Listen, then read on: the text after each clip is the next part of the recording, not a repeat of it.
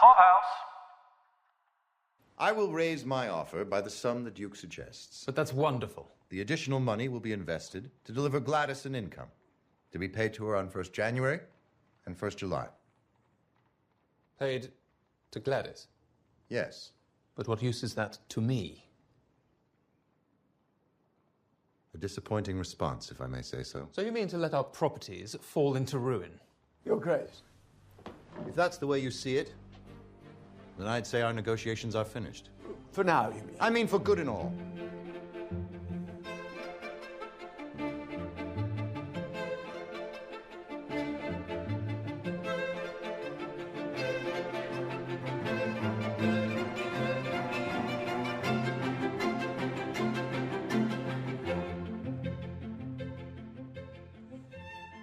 Welcome to New Money, Old Rules, the Gilded Age Podcast. This is Caroline. And this is Mike. Tonight we are discussing episode 3 of season 3, Love is Never Easy. It was written by Lord Julian Fellows and Sonia Warfield, and it was Michael Engler back in the director's chair this week.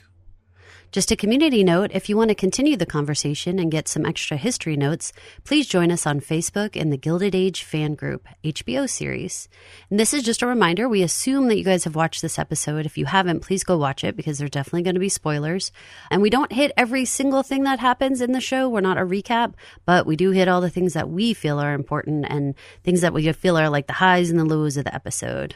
Let's talk a little bit about episode themes. Well, episode themes maybe isn't the right thing, but I was thinking we're into episode 3 of this 8-episode season, and I feel like we're still setting up parts of this season 3, Caroline. Do you know what I mean? Like, I feel like we've definitely moved the Gladys storyline along and the Duke marriage storyline along, but I feel like we're still setting up a lot of other things. Agree, very much so. It doesn't feel like we've moved forward with Peggy. Doesn't feel like we've moved forward quite with Larry and Marion. Like, there's a bunch of stuff that I'm like very ready for, like, just tip it over to the next spot. Right. I mean, I feel like this was really the first significant Peggy episode of the season, with Newport being introduced and really meeting the Kirklands, and Felicia Rashad making her debut as Mrs. Elizabeth Kirkland, which we'll get into. But yeah, and even Agnes and Ada, we're still hammering home, which maybe that's just what their season arc is. But I feel like the end of the episode with Ada and Mrs. Bauer, I feel like that's kind of the heart of what the season is about. It's not that she's trying to honor Luke with these different causes. It's that she really wants to talk to Luke again, and she's not sure if he would be proud of her for what she's doing, which maybe they've been establishing, but I feel like now we're just kind of cracking the ice on it. And here we are, we're one episode away from the middle of the season. So, pacing, that's always a concern, especially when you only get 8 bites at the apple, which, this is a show where, at least me anyway, I would love if there was a 15-episode season of Gilded Age. I feel like there's so much they could delve into. I agree.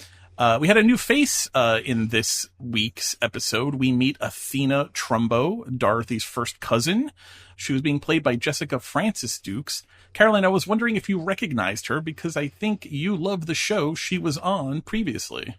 Yeah, Ozark, I didn't recognize her, and I'm usually pretty good at that, but I thought she was a great ad. I really enjoy the dialogue between her and Peggy's mom and Peggy, the three of them sitting around and talking. I thought they were like playful and fun and, ribbing and all the good stuff that you want when you get family discussions. So I was really glad that she was added to this mix. I feel like Peggy's really missing those conversations with other women. We had it in previous seasons where she was talking more with Marion, and we were getting more of those types of things. Even like, remember when she was like up on the roof with the Brooklyn Bridge talking to her friends? Like, we had little moments, but I like it very much when she sits around and talks with other women. Yes, they do place her with either older women, who, in the form of Agnes and Ada, or men. She definitely seems to. And I feel like her and Marion further and further are not together and not sitting. I feel like their conversations are very passing ships. Like, Marion will nurse her or help assist nursing her back to health.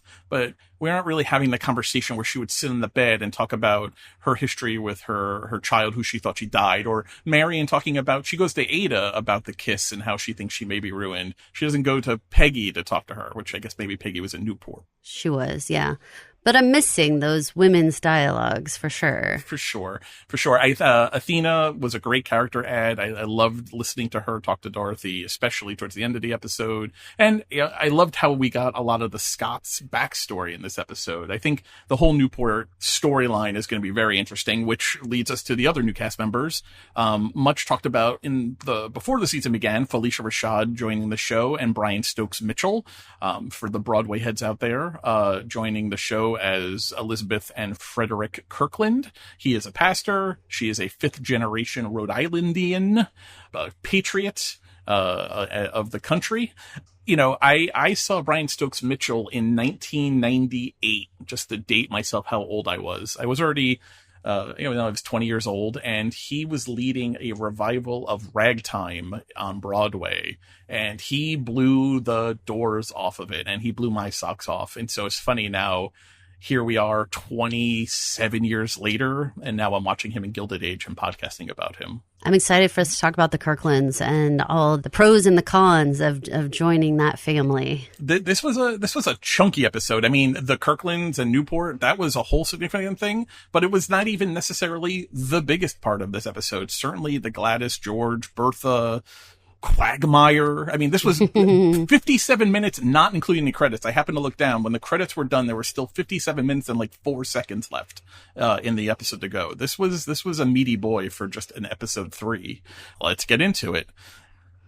First, I want to address a comment that we got about hating Gladys. Oh my God, yes. I want to address that to our listener who said, like, okay, we get it. You hate Gladys. I do not hate Gladys. I don't hate Gladys at all.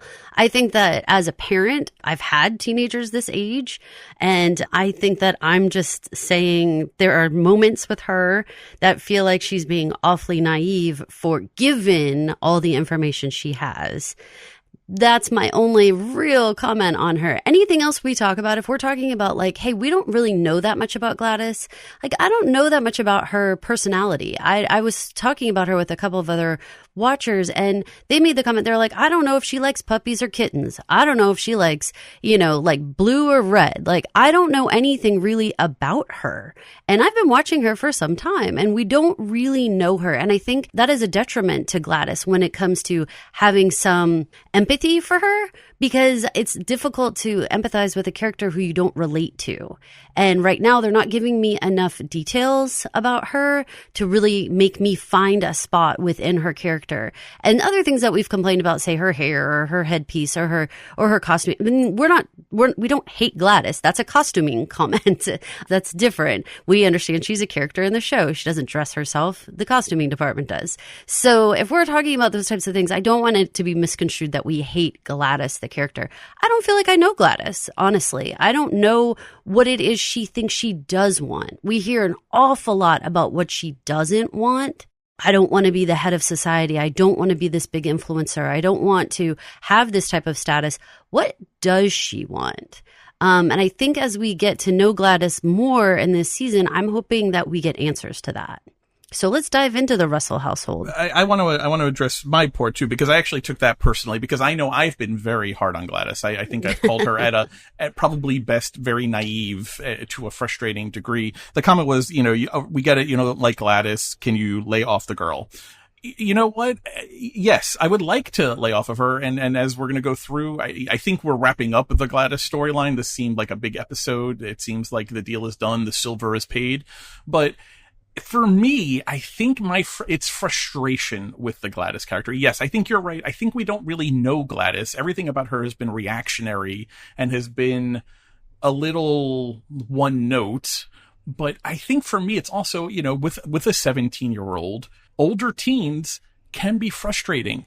And watching them make the decisions that they make in their life, and watch them make the choices they make in their life, and watching them make things the most important things in the world that are actually not important, or not seeing larger pictures, is a part, I think, of being 17, 18, 19 years old. But as someone, I'm 47 and I have lived life, And you can't stop teenagers necessarily from making bad choices or thinking a certain way because they are adults.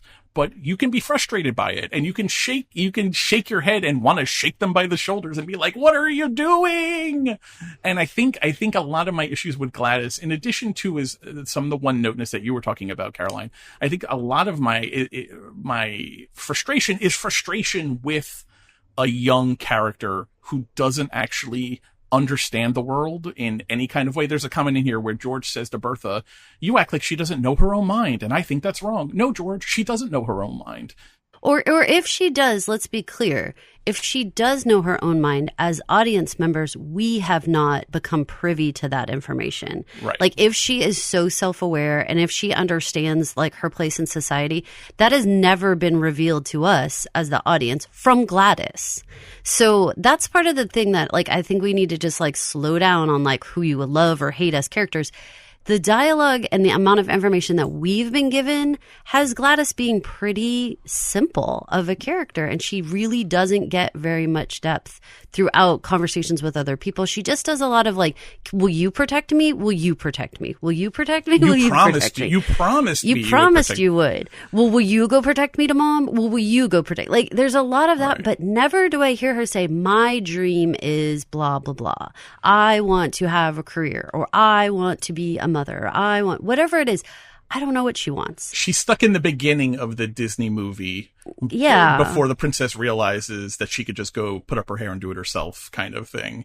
Or even I don't even feel like she knows what that is. Put up her hair and do what? I don't even know that she knows what it is.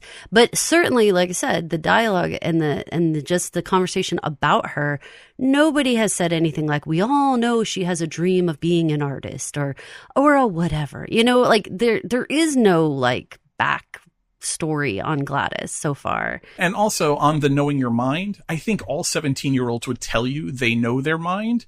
But who of us who are now in our 30s, 40s, or older look back when we were 17 and say, if we're being honest, man, we didn't know a damn thing. I would not want to be held accountable, or judged for my life based on who I was at 17. And I imagine Gladys, when she is in her 40s, will think the same way. So she may know her own mind, George, but that is not an adult mind necessarily. That is a young person's mind. And to think that what you think at 17 or what you want in life, the grand scheme of life at 17, come on. You need some guidance here. So I don't know. I think that's where I'm coming from. I think I'm coming from an old man, maybe screaming at the clouds a little bit on it. But I think it is disingenuous to say that at 17, she knows her own mind in a way that she won't regret 10 years down the line or later. I think Billy Carlton, based on what he exhibited, not being able to even talk to George, not even open his mouth, I think there is a statement to be made there that had she gone down the Billy Carlton road in 10 years, she may, not be so hot on that choice that she had made. You did remind me, though, I do want to introduce a new segment. I don't know if it's going to be every week, but it's a listener question segment. We had a question from Mickey on Spotify. Mickey asks, Caroline, any thoughts on whether Ms. Lipton might be pregnant? This whole divorce plotline feels so intense and rushed, and then when I saw Ms. Lipton on screen, she carried her hands just beneath her tummy. I know she's likely a bit old for that, but considering Charles and Aurora Fane never had children, it could be the case that his decidedness and haste is due to a future child. What do you think about that, Caroline?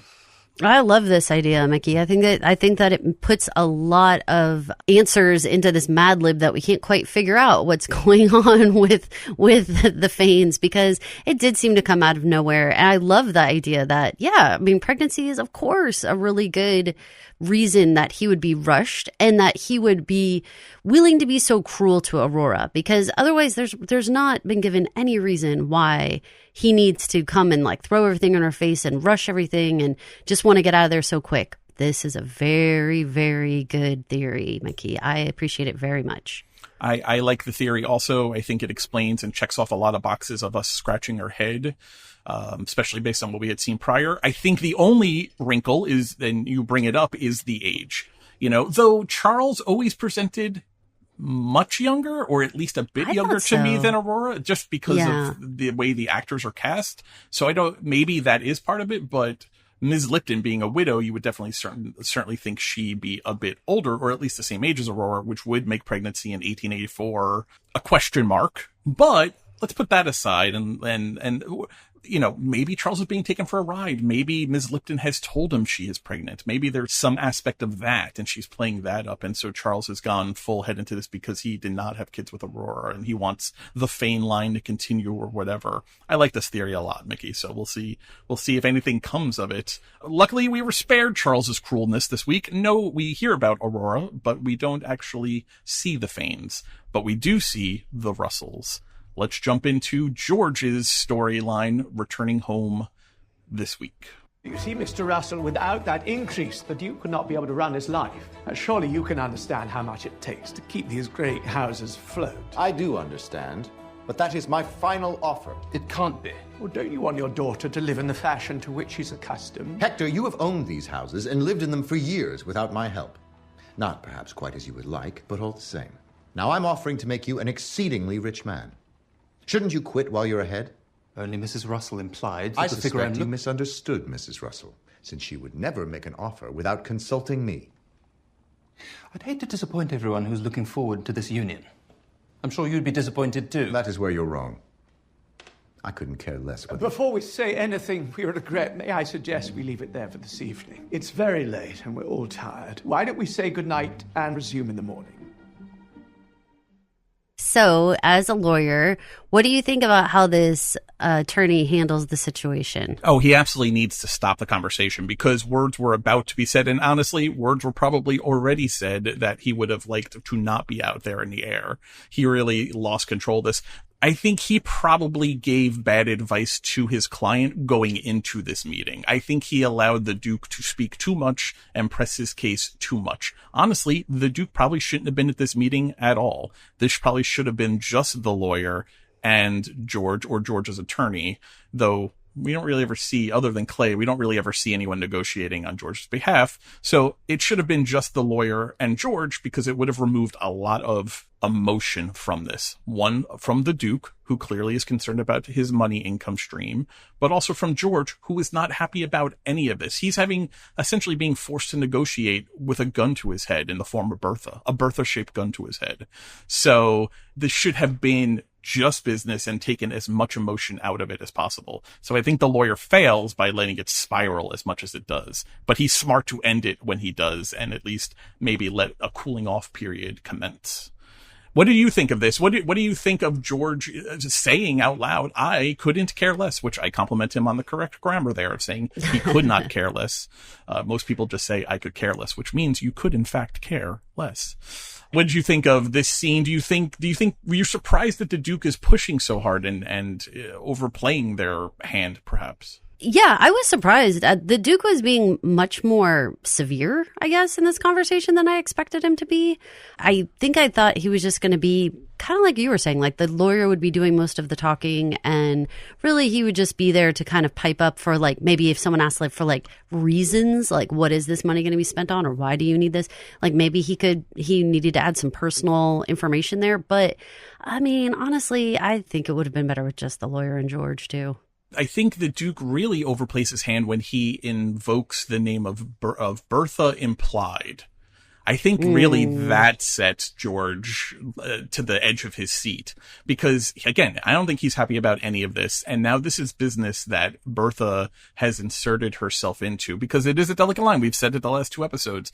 This business of marrying your daughter in exchange for money to save your estates has an aspect of business that Bertha has kept George out of probably to too much of an extent because clearly some level of monetary comfort was discussed. To the extent the Duke doesn't say Bertha promised or Bertha said, but does say Bertha implied, which means Bertha implied George is willing to pay a certain amount of money. I think that's the last thing George wanted to hear coming out of the Duke's mouth. So we do have the cooling off period. Let's play the part 2 of this conversation. This is the final offer clip. This is the next morning. The Duke, the lawyer, Mr. Dobbs, and George reconvene. Let's take a look at this because this is a great response from George to a very poor response from the Duke. May I ask if you've thought any more about our argument? I have. And I believe I've come up with a solution. This is good news. I hope so. I will raise my offer by the sum the Duke suggests. But that's wonderful. The additional money will be invested to deliver Gladys an income, to be paid to her on 1st January and 1st July. Paid to Gladys? Yes. But what use is that to me? A disappointing response, if I may say so. So you mean to let our properties fall into ruin? Your Grace. If that's the way you see it, then I'd say our negotiations are finished. For now, you mean? I mean for good and all. The Duke has my offer. It's up to him if he wants to take it. I'll have your luggage brought down. I am going to absolutely begin ending conversations at work with "for good and all." That is a good line. That is, I cannot believe when the response to setting money away for my daughter, and the response is, how does that benefit me? George sums it up, all of the disappointment and distaste in his mouth, with a disappointing response. It was disappointing to me. I mean, I was like, Hector, I mean, what the hell? That was crap. And it is, I was the one that last week saying, like, is there any chance that these two maybe, you know, going back to the very cliche arranged marriage comment of like, you'll grow to love each other. Is there some chance that these two can be okay with one another, you know, moving forward? Is it possible that Hector and Gladys could find common ground with each other? This comment made me very concerned, because the whole premise that she's going to have all this freedom and she's going to have all this opportunity to be able to meet interesting people and do interesting things and all this kind of stuff, when in reality, all we're hearing is that this is a bankrupt family who can't even keep their properties maintained. They basically their walls are falling in, kind of thing. Does this actually sound like the package being sold by Bertha of like, oh, she's going to have this awesome husband who's just going to let her do everything? She's going to have all this opportunity? Because it doesn't to me.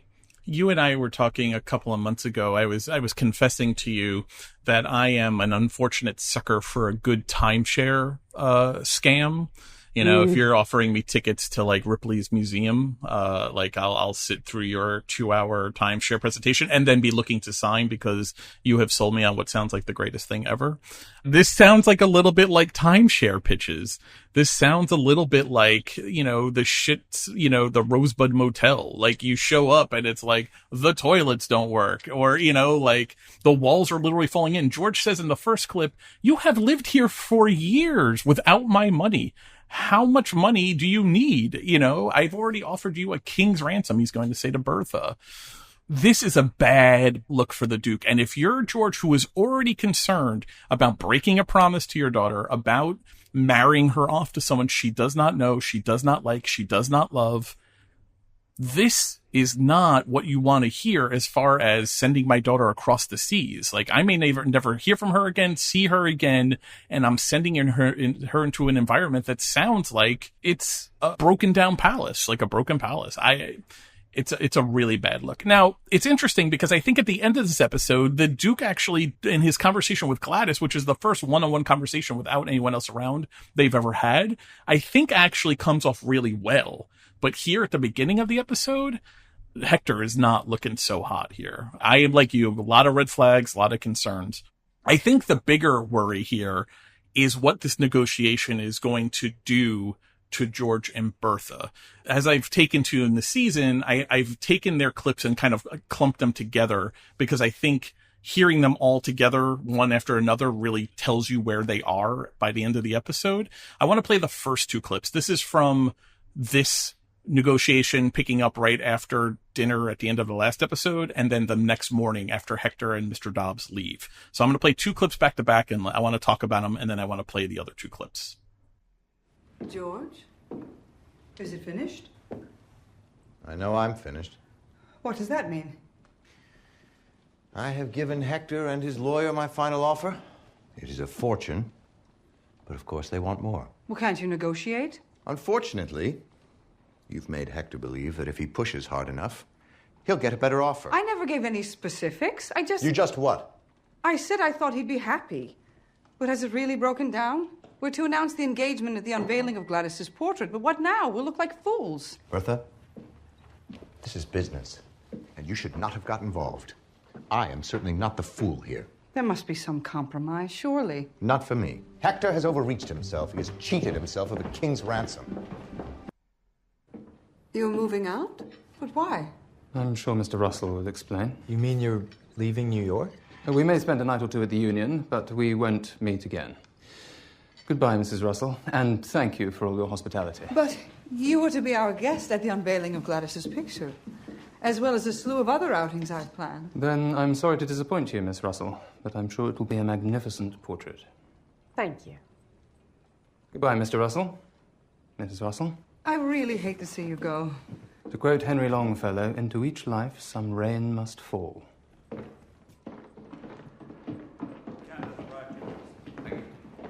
This mess is of your making. I wash my hands of it. I'll have my coffee in the drawing room. Does this mean I don't have to marry him? So it would seem. Oh, we were so naive and innocent at the beginning of this episode. I even think the way that he speaks to Bertha is like a oof. I mean, the Longfellow quote, I mean, if I was the future mother-in-law to that person, I'd be like, pardon me. Like, did you forget yourself, sir? Like, I get that you're a duke, but you're also trying to become part of our family. What the hell? You know, why doesn't he have to have any respect and manners for Bertha? You know, I know right now he's feeling like he's getting pushed around. You know, he's feeling like he's getting told one thing by Bertha and another thing by George, and his own hopes are going up and down, I think, because of his own financial goals. But boy, this whole interaction left a bad taste in my mouth. I literally laughed out loud and scoffed to myself when Bertha's response to George at the negotiations breaking down, saying, "Can't you negotiate?" Bertha. Right or wrong, you can see where George is very upset at all of this. When he lashes out at the end, which I am surprised he does in front of the children and whatever servants were in the room at the time, because he's not looking around. This is of your own mess. I wash my hands of it. He is pissed. Like, I'm going to go sleep at the Union Club kind of pissed. And she huffs and puffs, and I'll take my tea in the drawing room and stuff. But she can't be surprised at the situation that she did create, because she did this all rogue. She went to the Duke's room at the Union alone. She did make promises, or at least implications, of financial and business nature without George's input. She did it alone. And now it's been handed off to George, and George will do a lot because Bertha says do it. He will jump a certain distance because she says jump, but he's not going to just lay down and open up the checkbook, which it sounds like he did in fact open up the checkbook quite wide for the Duke. And the Duke just said more. It's ugly. I've got to say one thing, as I wish we would have some scenes in the Union Club, because by my count, we've got Charles Fane over there. We've got Oscar over there. We have George going over there. Like, there could be some good conversations in the parlor of the Union Club. I feel like we could have some very interesting interactions. Just put that in Julian's ear. Lord Fellows, please do it. Have a scene over there. I mean, it's either a real Lonely Hearts Club at nighttime at the bar, or wild as hell, I think. or they should set up a boxing ring and just let these guys, work it out, Like, oh, Lord. Okay, so in between... Like Fred Mertz style. So in between these two clips, I want to stay with George and Bertha, but in between these are the things that happen.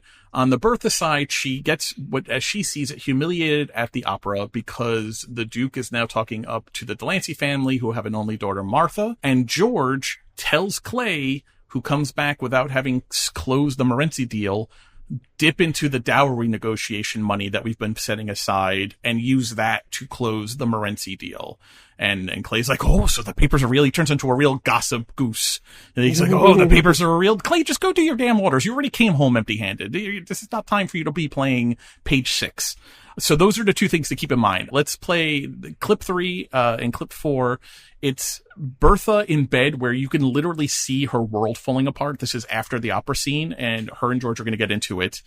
And then the next clip, the final and fourth clip, is going to be after Bertha lures Mr. Delancey to the house under false pretenses. It's that night when George comes home to talk to her about where they are with things.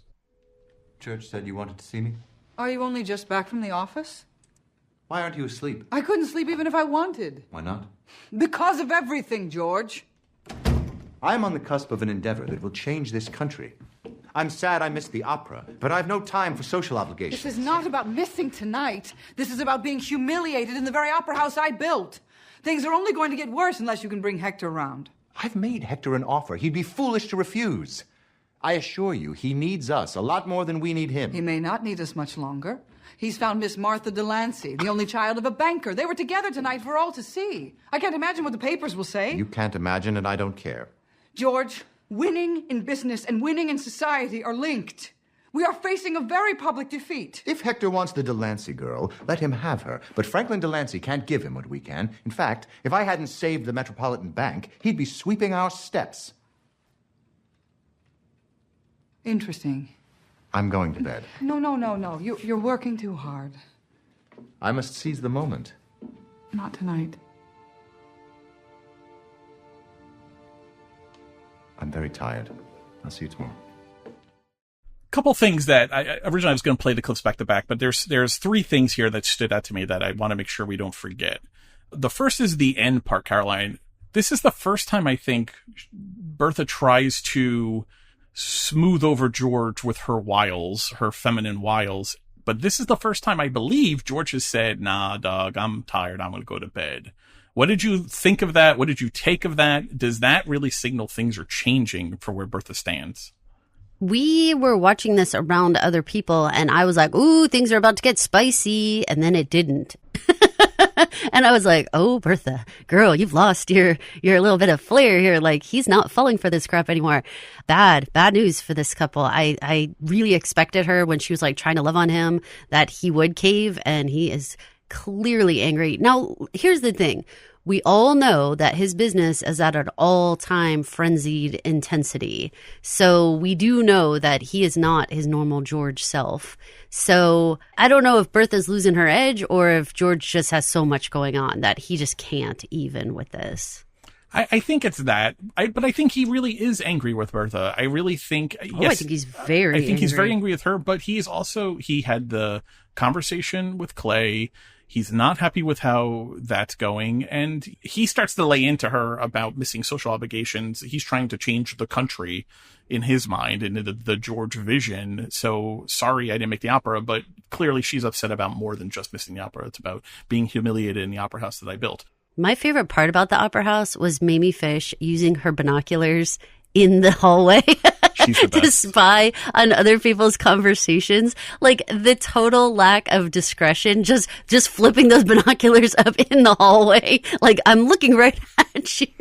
I thought that was some much needed comic relief. And I would like to say, I think that the actress who's playing Mamie Fish looks beautiful this season. I really love how they're doing her hair and her clothes and everything. Like, she looked really great. I really, like, it made me stop and be like, hey, Mamie, you look really good this episode. That is Ashley Atkinson, and I think they are doing a great job dressing her. She's a hoot. I've seen her in interviews and non-Gilded Age like makeup, like talking about her role as Mamie Fish, and she seems as a joy to be around outside of the show as Mamie Fish really seems to be entertaining inside the show. When they say we should go back in for the music for the next act, and she's like, oh, fine, but I only come to the opera to wear my jewels and talk to people I like. I loved all of it. I knew you did. So I mean, girl, funny and sassy. Yeah. But I just adding that prop of the binoculars. I mean, it's one thing to stare at other people's conversations and like read lips and stuff. It's another thing to like actually put on the binoculars. I think it was particularly funny because Gladys was spaced out, staring around looking for Billy Carlton, and Mamie. This is after Bertha had walked away to talk to someone, and Bertha is like. To get the love in the air, and in Gladys, I think she's like, Gladys, like kind of like elbowing her, like, I'm trying to hit you up for gossip and you're not paying attention. It was very, very funny. Let's talk about the opera a little bit because we hear Bertha kind of summarize it there. I think the big takeaway beyond the introduction of the Delanceys and George saying that Mr. Delancey would have lost everything had he not saved the Metropolitan Bank, implying that their finances are weak, or at least not in a great position, or at least not as good a position as George, and cannot offer as much as George. We're going to hear Mr. Delancey on that in a little bit. He has a response to that, but it's interesting how Bertha, hearing George say that in the bedroom, you could see her literally lock that away in her brain as something to pick on. But it was interesting to me that Larry mentioned that he actually knew Martha Delancey and that they had danced together previously in Newport. And Bertha heard that. So she never misses anything. She may not use it at that moment, but Bertha hears everything and picks up all of the information to lock it away for later. Why does dancing together feel more like lascivious than just dancing together? Why does it feel like... For the same reason that when Larry kisses Marion and Frenchie catches them and she's like, I'm supposed to be pure as the driven snow. Oh, all right. Well, shit, it was a kiss. I mean... And you broke away really as soon as it's not like you kept going while Miss Andre was in the room or something. You know what? When I first watched that scene, just because we're like barging over there for a minute, when I first watched that scene, I totally thought it was Larry that was like the full on 100% aggressor on that because of how she responded. But if you watch what Marion did, she grabs his shoulder. She's yanking onto him just as hard. It. Yeah, he definitely glides across the floor, yeah. Oh, yeah. And obviously, like, shutting the door and all this stuff, very sassy business. But I wasn't sure the first time I watched it, like, was she trying to pull away? Was she, like, actually, like, saying no or whatever? No, she was all in. So that big response was like, oh, girl, you're just mad at your own self. But No, yeah, I think she was. I think she didn't seem to blame him at all. She seemed to be chastising herself for her lack of sexual self-control and impulse control. Marion, you need to loosen the corset, girlfriend. Come on. That maid, she's a problem child. I don't know what. Barging in like that. God, if someone goes over and closes the door, if the door is closed, y'all, just go ahead and tap, knock a minute. Just go ahead. Especially a servant in the house. That's not the downstairs. That's not the servants' quarters upstairs. That is one of the family's rooms with the door closed. That was open and then closed. And there was a servant who was standing right outside the door. I feel like he glanced over when Larry was closing it as if to be like, okay, I'm like noting that Larry closed the door here. Why need to be like, hey, hold up a sec. Like, we might want to knock on the door, like, gosh, dog it. All right. So Bertha, let's pick up. So Bertha, having now had this conversation with George in the bedroom about how shitty the Delancey finances are, and also the little tidbit that Martha and Larry have danced together because Frenchie runs right to Bertha to let her know that they'll be married so soon, young people. She's like fucking Lumiere without any of the charm from Beauty and the Beast. And we're gonna get no hate mail on that. What you just did. Whatever. My cursing has been excellent this season. I'm allowed one or two. It's not the cursing. Was it the wonderful French The accent? impression, the Frenchie talk. Come on. They'll surrender. Hey, all good. Go for it, man. They'll surrender. Send hate mail directly to Mike on this one. That's it. At FrenchieSurrender.com. And so she runs right to that. And Bertha, she has too many things going on to really be getting into the Larry fight right now. But she did not like, and I'm wagging my finger Dikembe Mutombo style, she did not like what she heard about Larry and getting all smoochy downstairs. No, she's going to have a problem with that. And no, she's going to lock that away for later. Let's take all of that. Let's hear the impertinence clip, because before we play the last clip of George and Bertha, I think we really need the context of Bertha's conversation with Mr. Delancey. The Duke has substantial needs when it comes to choosing a future wife, and my husband has shared your situation with me. This is getting odder and odder. Is it guesswork, or do you have the actual figures of my bank accounts? I don't mean to be impertinent. You don't think discussing my finances is in itself rather an impertinence? I cannot stand aside when I see something wrong happening. I think you cannot stand aside when you see a plan of your own making start to fall apart. You mean to press ahead with the promotion of your daughter, then? I mean to let Martha settle the question of whom she will marry. And I'd advise you to do the same. You understand the sums involved. Mr. Russell thinks of me as a banker who's had a near escape. But I also have interests in shipping and manufacture that mean I can easily purchase a duke or two. I see. But you can relax, Mrs. Russell. I don't want Martha to be a great lady on the far side of the world. I intend to watch my grandchildren grow up here in New York. In short, you think me quite foolish. I think you give these matters more importance than they're worth. But I confess I admire your spirit. I hear such nice things about your daughter. My son knows her. They met and danced in Newport. She told me. He does go in, the clip was getting very long. He does go on to say at the very end of that clip, I find you far more interesting than the Duke. Bertha gets a lot of attention from these other husbands around. She's burning bright for all these guys out there. Not so much George, but for a lot of these other ones. I was curious, why do you think that she asked for his card? That's a good What's question. she going to do with that card? What's the point of it? I was just curious because he was like, all right, yeah, sure, you can have my card, which is like proof he was there and proof that they had the conversation, I suppose. But I just couldn't figure out what she would be doing with this card and what would be on there that would be of any use to her. So I think maybe as proof that occurred to me, because I had this question also. Maybe sort of like a receipt, right? Like a receipt of, so you can't go back and say, oh, I never met you there. Even though, I mean, damn, she straight lured him there under false pretenses, which is, I'm surprised George doesn't take her to the woodshed a little bit about that, using his name and business to bring him to the drawing room.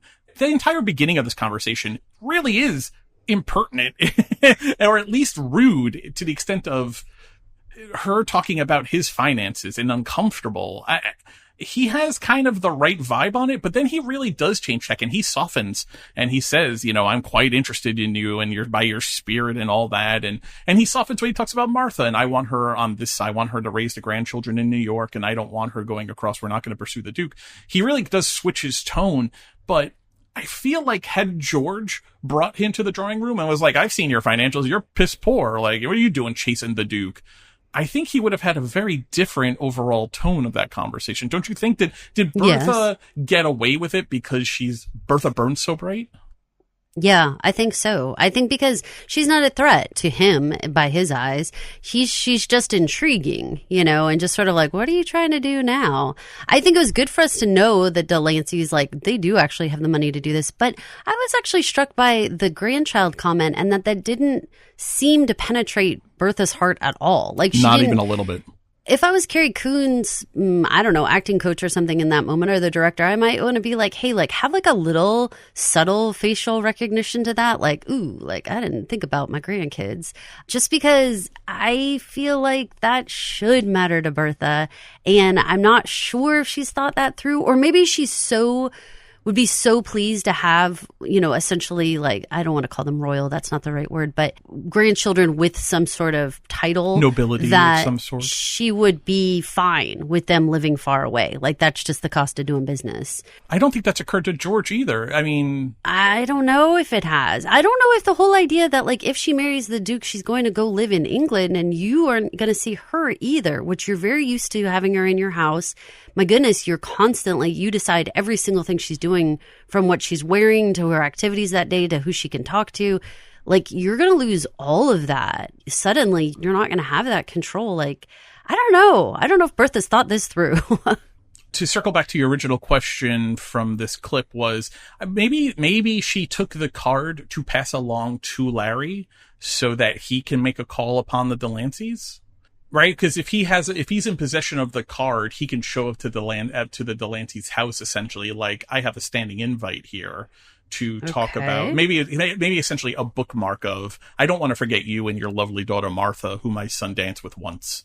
And so let me hold on to this card so I can pass it along to Larry when I have clear space to, you know, once I'm done with this Gladys situation, I can move on to the Larry situation. Huh. Well, I hadn't much thought about that, but okay, it's a possibility. I don't know. It was a curious move, and he seemed even a little question marky about it. But maybe he felt by giving a little the card, like, what are you going to do with this? Right. Exactly. Maybe by giving the card, he realizes that it is proof that he also was there and talking to her. And maybe she uses that with the Duke later on. Maybe she's like, I've talked to Mr. Delancey. That's a dry well. I have his card here. You don't believe me? I have his card here. He was here. I talked to him. I like that better. Yeah. Go bring Frenchie in. She'll tell you. She listens to all my conversations. This Andre. One of the things from the George and Bertha clip that we played before we go to the last George and Bertha clip is Bertha makes maybe the most persuasive argument, and we completely skipped over it. She says winning in business and winning in society are linked, and we are staring down a public defeat. That is the kind of thing that I think does resonate with George, and I feel like that should have been her leading argument in all of this. We've gone down this road, for good or for bad. I have led us down this Duke road. Now this is very public. And now she has tried to make the society humiliation, but by linking it to business specifically, brings George into it, which is what she should have been trying to do, I think, earlier.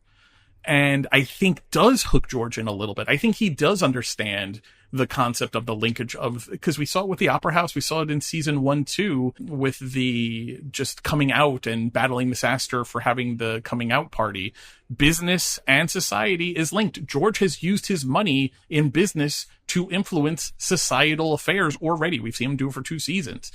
I think she was smart to bring that up here, and I think that did sit into it and burrow into him a little bit. Was that a comment made too late for her? Did you think that? Well, it was an important reminder for all of us, including the audience members, of, things that went on in season 1 that, we laid that ground so clearly in season 1, but we kind of got away from it. Once she had been winning the societal side, then no longer did we have to continue to be reminded of that. But this is a good time to bring it back up and remind the audience, hey, this whole concept of you stay in your lane and I should stay in my lane, that's not actually how the Russells have ever functioned. She has been in his lane and him and hers this whole time. So pulling this card now is sort of, we've already tread this ground, George. It's all related. Well, I know when you've set your mind on a thing, no one can stop you. I take that as a compliment. So what did he have to say for himself? Only that he has no designs on Hector. He wants his grandchildren to grow up in New York. Well, he obviously thinks his daughter's happiness is more important than her rank. And I agree with him. And I don't? I wish you'd trust me. I am trusting you in all of this. I just hope I'm right to do so. Hector called on me today. I know. He sent a note. So there we are. Everything's falling into place. I just don't understand why you're so determined to keep love out of the equation. We were a love match, and we've been happy. Why couldn't Gladys have had the same? George, love at 17 is as durable as snow in springtime. Yes, we were happy, but because we were well-suited, not because you liked the color of my eyes, or I enjoyed dancing with you. I think Hector and Gladys are well-suited. And that's all that matters in the long run. You speak as if Gladys doesn't know her own mind. But I disagree. She's clever. Which is exactly my point. This marriage will give her the power to use her brain in a world where very few women get that chance. Do you think Billy Carlton would have allowed her that? Does Bertha have a point at the end of that about being well-suited is more important than I like to dance with you or you like how my hair is done? Of course, I think all of it's important. I think that you do have to have some attraction physically, I think, to the other person. So, the throwaway comment of the color of my eyes or me enjoying dancing with you or whatever. If she's trying to say we both had the same hopes and dreams and it's just convenient that we're both also physically attracted to one another, she still doesn't live that life. She's attracted to him and he's attracted to her. So she's signing her kid up for a life that she's trying to act like is similar in some ways to hers, that we're well suited and that's why it's a good idea. But she's skipping over the part that she also did love her husband though. And so it's not very good reasoning, in my opinion. Everything she's saying, I'm like, girl, you're not really selling this. And all of the whole idea that Billy Carlton won't let her do something that the Duke is going to let her do is all just guesswork on her part. Because Billy, for God's sake, is such a coward. I don't think he was going to tell Gladys anything she could or couldn't do. I don't think he would stand up to her. I don't think, unless you want to turn it and say, but he's such a wimpy kind of guy that if his mom maybe said something like she should not be doing that, then he might put the kibosh on something. I don't know. But I definitely think that she's really making a lot of guesswork on that the Duke would be okay with Gladys out there just speaking her mind, doing her own thing, whatever. Like, what makes you think that? Yeah, you have to wonder, is this one of those things that were implied or discussed off screen that we did not see once the door slowly closes? My guess is no. I think she is fully rolling the dice on just Gladys having this title, which I understand her reasoning. I do, but does seem to be short-sighted because it is so myopic. It is so tunnel-visioned. George needs to tell her, apparently their walls are falling down. We're sending her into like this squalor, if not for my sacks of gold that are be going with her. Have you considered that? What, you know, it's, if you're the king of the sty, does it matter that you're a king? If you're the duchess of the broken palace, does it matter you're a duchess? Well, does it really give you all this status that she's acting like it gives you? On the outside, being married to a duke sounds great, but if within the duke's society, he is like one of the like lowest rungs of the society, is that really going to give her this platform that Bertha is so certain she's going to have? I mean, God damn it, it better, because she has staked the entirety of this argument on marry him and you'll be able to do great things, wonderful things. Following this conversation, George, to his crying daughter, says with a straight face, give Hector a chance. Your mother's right. You'll have the opportunity to do great things. And then George freaking Russell says, Gladys, we can't change the world, Gladys. What? I don't even know. What pod person took over George Russell's body and says we cannot change the world? You just yelled at Richard Clay a scene ago for questioning that what he may want to do with the railroad is not possible and he doesn't have enough money. And he threatened to fire him, essentially. The or else was left off of their conversation. But Clay said, you know, you can't do this thing. And he says, go get it done or else. And now he's telling his crying daughter, we can't change the world? I think we're seeing the stress get to him, honestly. I think that the intense pressure that he's under, it is changing him as a person and as his personality. Sometimes it happens in writing where you see a character just do like a 180 and you're like, this isn't the character we knew from the beginning. But in this case, I think they've laid the foundation very well, that he was doing good at the beginning and season 1 was very victorious and was feeling really great about all his gains. But things are tight now and he's trying to make this really difficult deal and everything is just like a pressure cooker. And so is that going to change a person and the way that they talk to the people they love and the people around them and the pressures that they're feeling now about things like societal things? Maybe he could tolerate that before, but when you add the financial strain and the intense pressure that he has to get this land deal done, I mean, I actually think it's a very realistic portrayal of how someone would respond to all of this. It's interesting because this episode starts with, I think I mentioned earlier, but this episode picks up right after the dinner that was just beginning at the end of last episode. And at the end of it, it starts with Bertha, after George and the Duke are done yelling at each other, Bertha leaves the room, then Gladys leaves the room, and so then it's Larry and Marion. And Larry says to Marion in response to, do you think that your dad will win? And Larry says, I don't know. I don't think he can beat my mother. Now, he obviously has to see his father as a very powerful, successful man, but for even Larry to know that Bertha is more likely than not going to be the victor out of this, in this war of emotion and war and money and marriage and all of this and futures, I think that's a pretty damning comment when even your son knows that you're essentially not going to win, or you're not willing to do what will be necessary in order to win, that in the end it's going to be easier just to let Bertha have her way and break your promise to your daughter and say things like, we cannot change the world, Gladys. What a beta cuck line from George. Really disappointing in him. And there is no bigger supporter than George. I absolutely love this character. I love the way Morgan Spector plays him.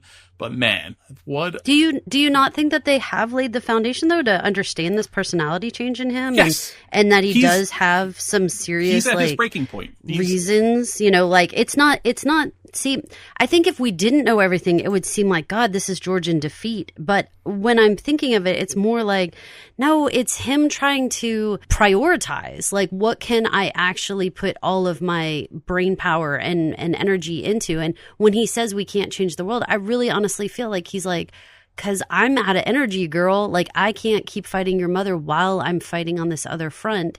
And so it's not that I agree, but I have to, something has to give because I can't handle it. Yes, I agree with that. But also, do you think Gladys gives a shit? Do you think she cares in that moment about Morenci, Arizona and his railroad? Well, all she hears is, I put my faith in you. And here I am. Are we going to try to talk? Are we trying to talk about daddy-daughter relationship right now? Are you trying to say like what kind of bummer this is for the two of them? Well, I mean, I think because she totally he totally just broke her heart for sure, without a doubt. If we're talking about that relationship, sure. I was kind of just saying like George in general. I get the change in his character because it makes sense to me. It's been this sown, would grind you down. It's been sown, and I think all 3 episodes of season 3 see him be stressed even more so than season 2 when he was dealing with the union strikes, where he was more stressed, and he gets very clippy and he gets very short with Bertha when he is business stressed. But here he is clippy and business stressed with Bertha, but then also Bertha has done things that has really backed him into a corner. So I think you're 1,000% right. I think they have sown the seeds well for the stress in him being at his breaking point, and where he is finally having to say out loud, I just can't fight all of these fronts at once. And but he really sowed the seeds last week when he said, all I'm saying is give Hector a chance. I'll listen to Billy, who can't open his mouth as it turns out, but you need to also give the Hector a chance because you haven't, A, and B, your mother, for all of her machinations, which he says he doesn't agree with, he said that last episode, does want the best for you and does want to give you an opportunity where you can do what you want and change the world and have a voice. All things that Gladys says she does not want to do and has no interest in, but Bertha is plowing on along. So I agree with you. They have done a good job of sowing the seeds of a George stressed beyond the breaking point. But in that moment, saying that line out loud, that is a line of defeat that makes me very sad to hear coming from George Russell. It definitely is, but at the same time, Gladys and him, they haven't fought their best fight against Bertha. They really haven't. They were kind of too just much go. Well, they were banking on too much, just it falling apart by itself, like not actually trying to figure out any reasons why, like if Gladys tried to get to know Hector and then was like, Mom, listen what he said this rude stuff or whatever, like have some actual reasons instead of just like, I don't want to, but without any like actual basis. Like you have to have some sort of argument to give to Bertha in order to fight this fight. And I know she was just hiding behind her dad. And do I think daughters should be able to trust their dads? Of course. Bertha categorized this at one point as like a hasty promise that he made.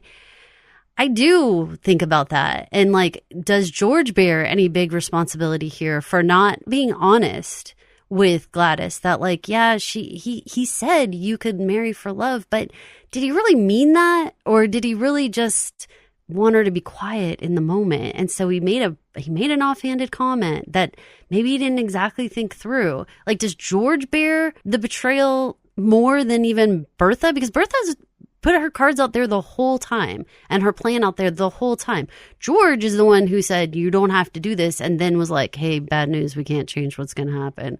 Even as late as last week, at the end of last week's episode, as the dinner was beginning, that ends at the beginning of this episode, Gladys and him are the last two in the room as they're going through to the dining room. And Gladys says, Father, what does it mean?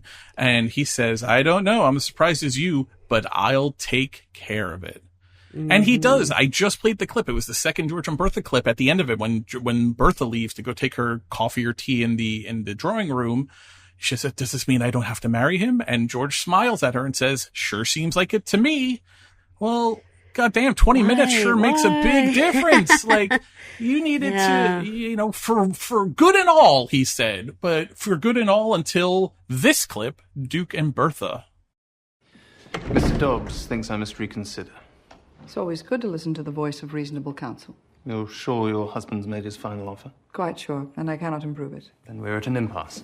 Hector. I hope I may still call you Hector. Let's not pussyfoot about. My husband is prepared to give you an enormous amount of money. Few, if any, aristocrats in Europe will be as rich as you are. Then there's Gladys's allowance. That belongs to your daughter, and I mean to respect what's hers. In a good marriage, there is no distinction between his and hers. God has joined you together, and if you treat Gladys well and you're happy, then what you refer to as hers will belong to you both. The matter is simple. Do you want to live as lavishly as most reigning princes? Do you want your children to be leaders in society for their entire lives? In short, do you want to save Sidmouth Castle and have plenty of money to spare? She's learned nothing. I felt like, oh, now you're basically telling him it's okay to steal from Gladys? I mean, damn, if you treat ugly. her like a human, like if you do the minimum effort in a But marriage, it doesn't. That part doesn't even register. It really doesn't. She doesn't even have to say that part. She's basically saying it's fine by us, and we kind of assume you're going to just take her money. Yeah. Bertha. I mean, George really thought about that plan to try to be a little more clever and actually have Gladys have some autonomy and have some power. Protection. And then here is Bertha going right behind his back and taking that away, saying, yeah, well, in labels, we'll call it her allowance. But in reality, you could just have it and use it for whatever you want. Oh, Bertha. I can't imagine any of our parents sitting there talking to our suitor behind closed doors and being like, don't worry about it. Once you're married, you just take that fucking money, dude. Like, you are good, bro. Bertha, what are you doing? I don't know, because now it doesn't even seem like she doesn't even really expect to have these opportunities that she claims that he's going to allow her. Like, when it is like, man, and you're also setting him up to like immediately steal from her. What are you doing? I'm sad for this whole situation now. It is really getting ugly. Honestly, it's hard to keep liking Bertha. You know what? And I can't even see this came out of nowhere. This is consistent with who we have seen Bertha be for 2 seasons. And it has escalated. She was determined, ambitious, and calculating in season 1. She was even more so in the Opera War. But this is some beyond the pale stuff. And it really, you know what I was left wondering when I was typing up my notes and listening to these clips as I was pulling them? Bertha has lost the thread, I think. I'm curious what you think about this. That it's no longer actually about making sure Gladys has the opportunities that and the title and the ability to be an influencer of the world. Yeah. And it's actually really become more about Bertha winning. And more about Bertha brokering this business deal, and more about Bertha getting across the finish line the thing that she created, for good or for bad, for right or for wrong, come hell or come high water, my daughter be damned, that her main concern has become winning. I agree with that 100%. It gives me that whole Oprah, like, you know, when God wants to like talk to you, like first it starts with like a whisper and then you get like, you know, hit over the head and then you like hit a brick wall kind of stuff. This is the stuff like she's getting these warnings from everyone around her and from the universe, whether it's like Mr. Delancey saying the thing about the grandkids or George obviously being like really set against this. Like people in her life are saying things that she should be paying attention to. I mean, and that doesn't even underscore Gladys herself saying she doesn't want to do it, but also Larry saying, don't make her do this. Like, how many people who she would consider to be her inner circle have to say, like, Bertha, you've got to re-examine this plan. And is this really going to end up the way you hope it's going to end up? Because you're also relying that somehow Gladys is going to get into this situation, let's say opportunities are before her, and that then that horse is actually going to drink. Right. Because she won't be there to force her to do it, for one. And for two, Gladys has never shown any inclination to take up the reins and do anything for herself. We all have to be hopeful that Gladys is going to be somebody who will do that if the opportunity is in front of her. But I don't even know if she will. I don't know. This is We should move on. We've done a lot at the Russells' house. Feeling real down about the Russells, feeling real down about where George is at. I'm feeling real down about who Bertha's become. Let's finish off Gladys. We've talked about Bertha's point of view. We've talked about George's point of view. Let's actually talk about Gladys's point of view, because as always, her primary concern at the beginning of this episode, in addition to being married off to the Duke perhaps, is Larry, go talk to Billy. Tell him I'm not marrying the Duke now. It's in the papers. You saw the scandal at the opera. Larry does, and Billy says, there's no way through. I've moved on. Mother got to my mother, and I've moved on. And so Gladys sits and asks the question that I think is an important question that we all eventually ask. Did he ever love me at all?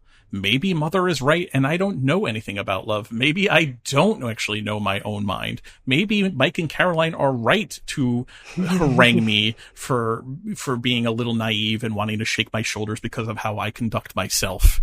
I read into that last part, perhaps. Is this Gladys on the road to maturing in these scenes, hearing the cold truth from Larry that Billy has moved on? Is this Gladys moving in the right direction by actually asking these questions of maybe it really wasn't love at all? Yeah, I think that she did need to stop and think about this. I mean, if he wasn't willing to fight for you for just this little period of time, which has not been very long at all, and really just talking to her dad makes him so frightened. I mean, yeah, this was not going to work out. And anyway, he really did not have the backbone to withstand all the threats and all of the pressure that was going to come to be a part of the Russell house. Like, he wasn't going to be able to withstand this. So I don't know if that's a lack of love, but I think it is definitely a lack of dedication, loyalty, commitment to one another. I mean, he really was ready to run very quickly. So, and really willing to just be like, this isn't going to happen because I can't have, but we cannot forget the whole part about ruining his career. I mean, come on. How is he supposed to respond? I mean, what is even the smart thing to do in that case? If someone's going to say we would ruin your career and disown our daughter, I mean, what do you do? In this world, that's almost like we're going to murder you, you know? Because, I mean, what would you do then? Before the Sargent portrait unveiling, the Duke requests a conversation with Gladys, which, after all of this time, is shocking to me that we're at the back end of episode 3, somewhere around minute 50, 48, minute 48, 50. Of this episode, the Duke and Gladys will finally have their first conversation.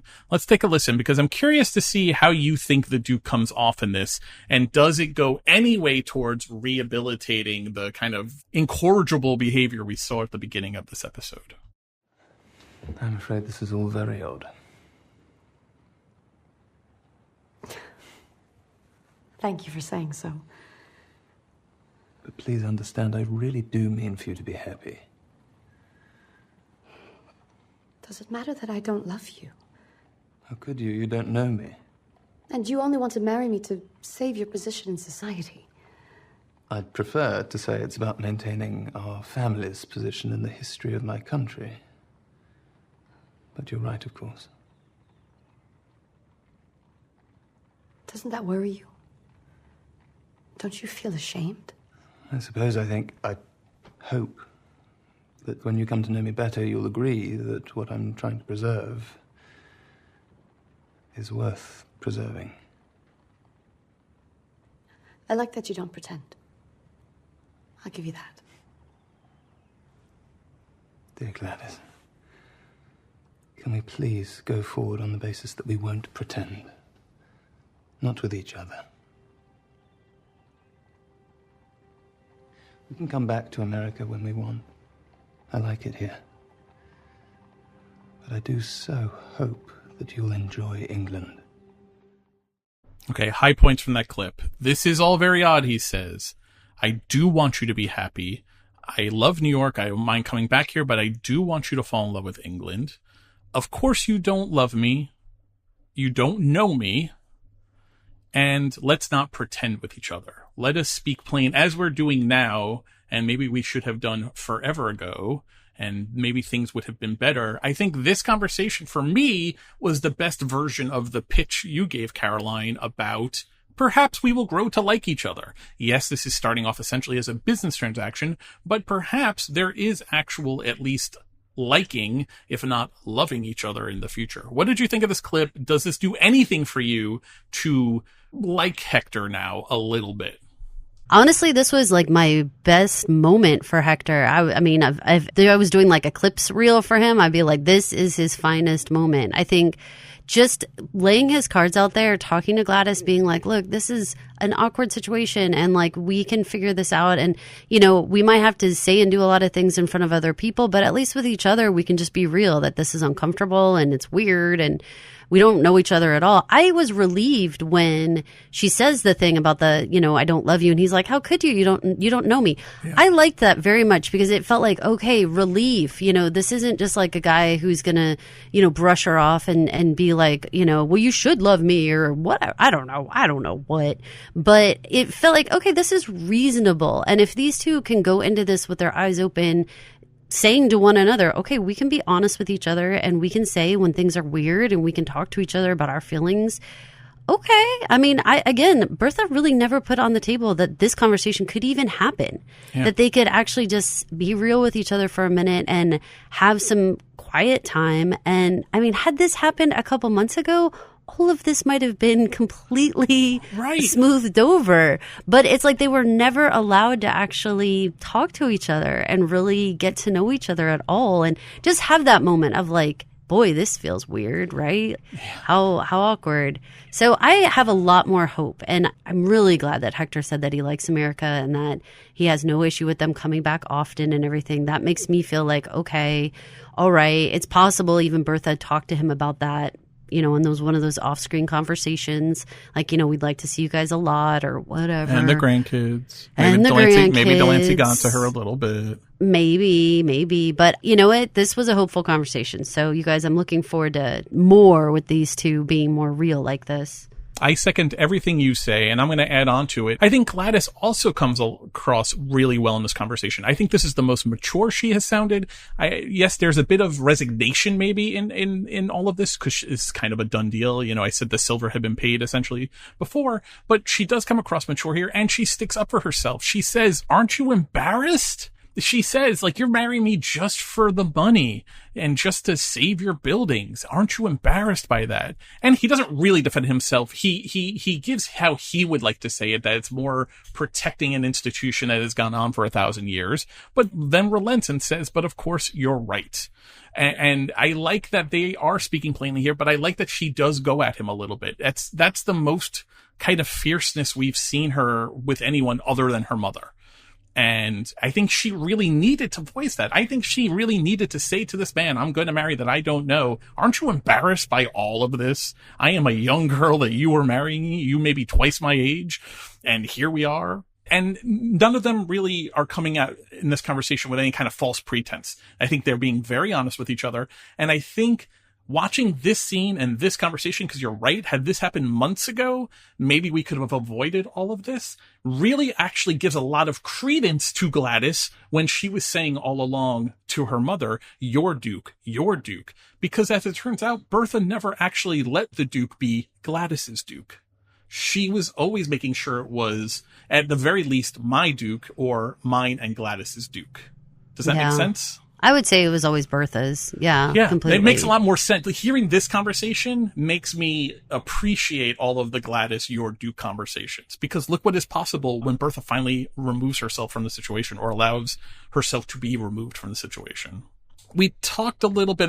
We got to finish off because we have finally the giant portrait. Just a couple of questions. It is beautiful. I was really wowed by the portrait. I thought it was beautiful. It was very large. Yeah. I was estimating, I think that portrait was probably stands taller than me. Oh, yeah, for sure. That's going to hang very large. That's like the size of Mrs. Astor's portrait that hangs at the top of her staircase. Like, it was quite big. Did you notice that she was wearing the same? I know you did because you noticed these things. But for those that were watching and are listening to us, the outfit she was wearing down to the same flower in her, like what a guy would call a boutonniere, was the same at the unveiling as she was wearing in the portrait. So it was kind of a little bit like, if you don't get it, that's what she was wearing to be painted in, you know. I thought it was clever. Yes. I think it's supposed to be almost life-sized. Oh, I think bigger. I think that's even bigger than her. I really do. I think my guess, if you saw that upright, it would probably be 8 feet tall. It was very beautiful. I'm super glad that they got to do the unveiling. What do you think about the big scene of her like pulling and fidgeting with her necklace and all those pearls just bouncing off on all the floor? Like, what did you feel about that imagery?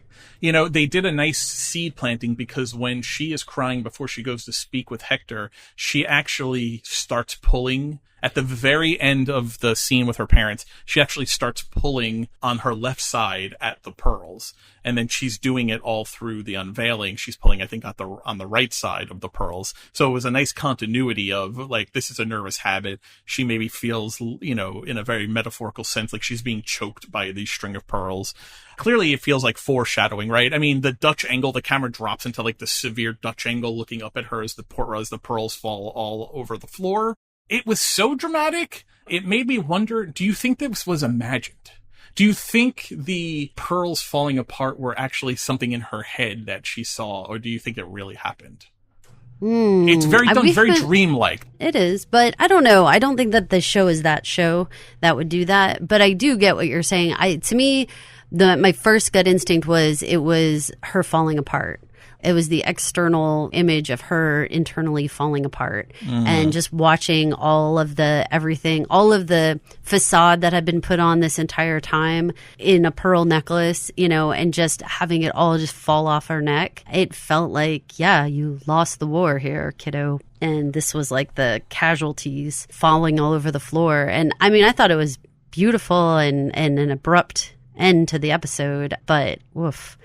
It was painful to see. So Bertha tells Mamie Fish that she is planning the wedding of the century, which based on trailers we may see in episode 4, in case you guys are keeping track, which would be next week. So Caroline, I think at the end of this story, for right now anyway, given all we heard, everything we saw tonight, Bertha seems to have won, but I want to ask you, at what cost do you think Bertha won? Oh, I think it's the cost of both of her children and her husband. I think that all of that has been put into a very fragile state. I think Larry is completely ripped shit at her. I know George is, and Gladys will never not feel betrayed by her mother. So, yeah, I mean, she's going to have to do an awful lot of mending fences now. I mean, she got her victory, but it certainly doesn't feel like it. Let's shift to Larry and Marion. Larian, as we like to say.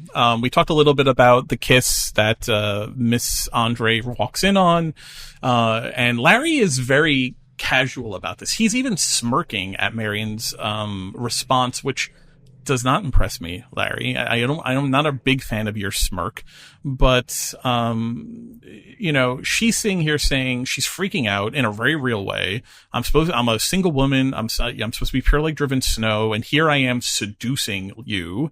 Larry just smirks in response, and his response is, "I love you, Miss Brooke." Now, how powerful is that "I love you, Miss Brooks," especially in light of Ada saying that no one would criticize Marion for kissing her future husband?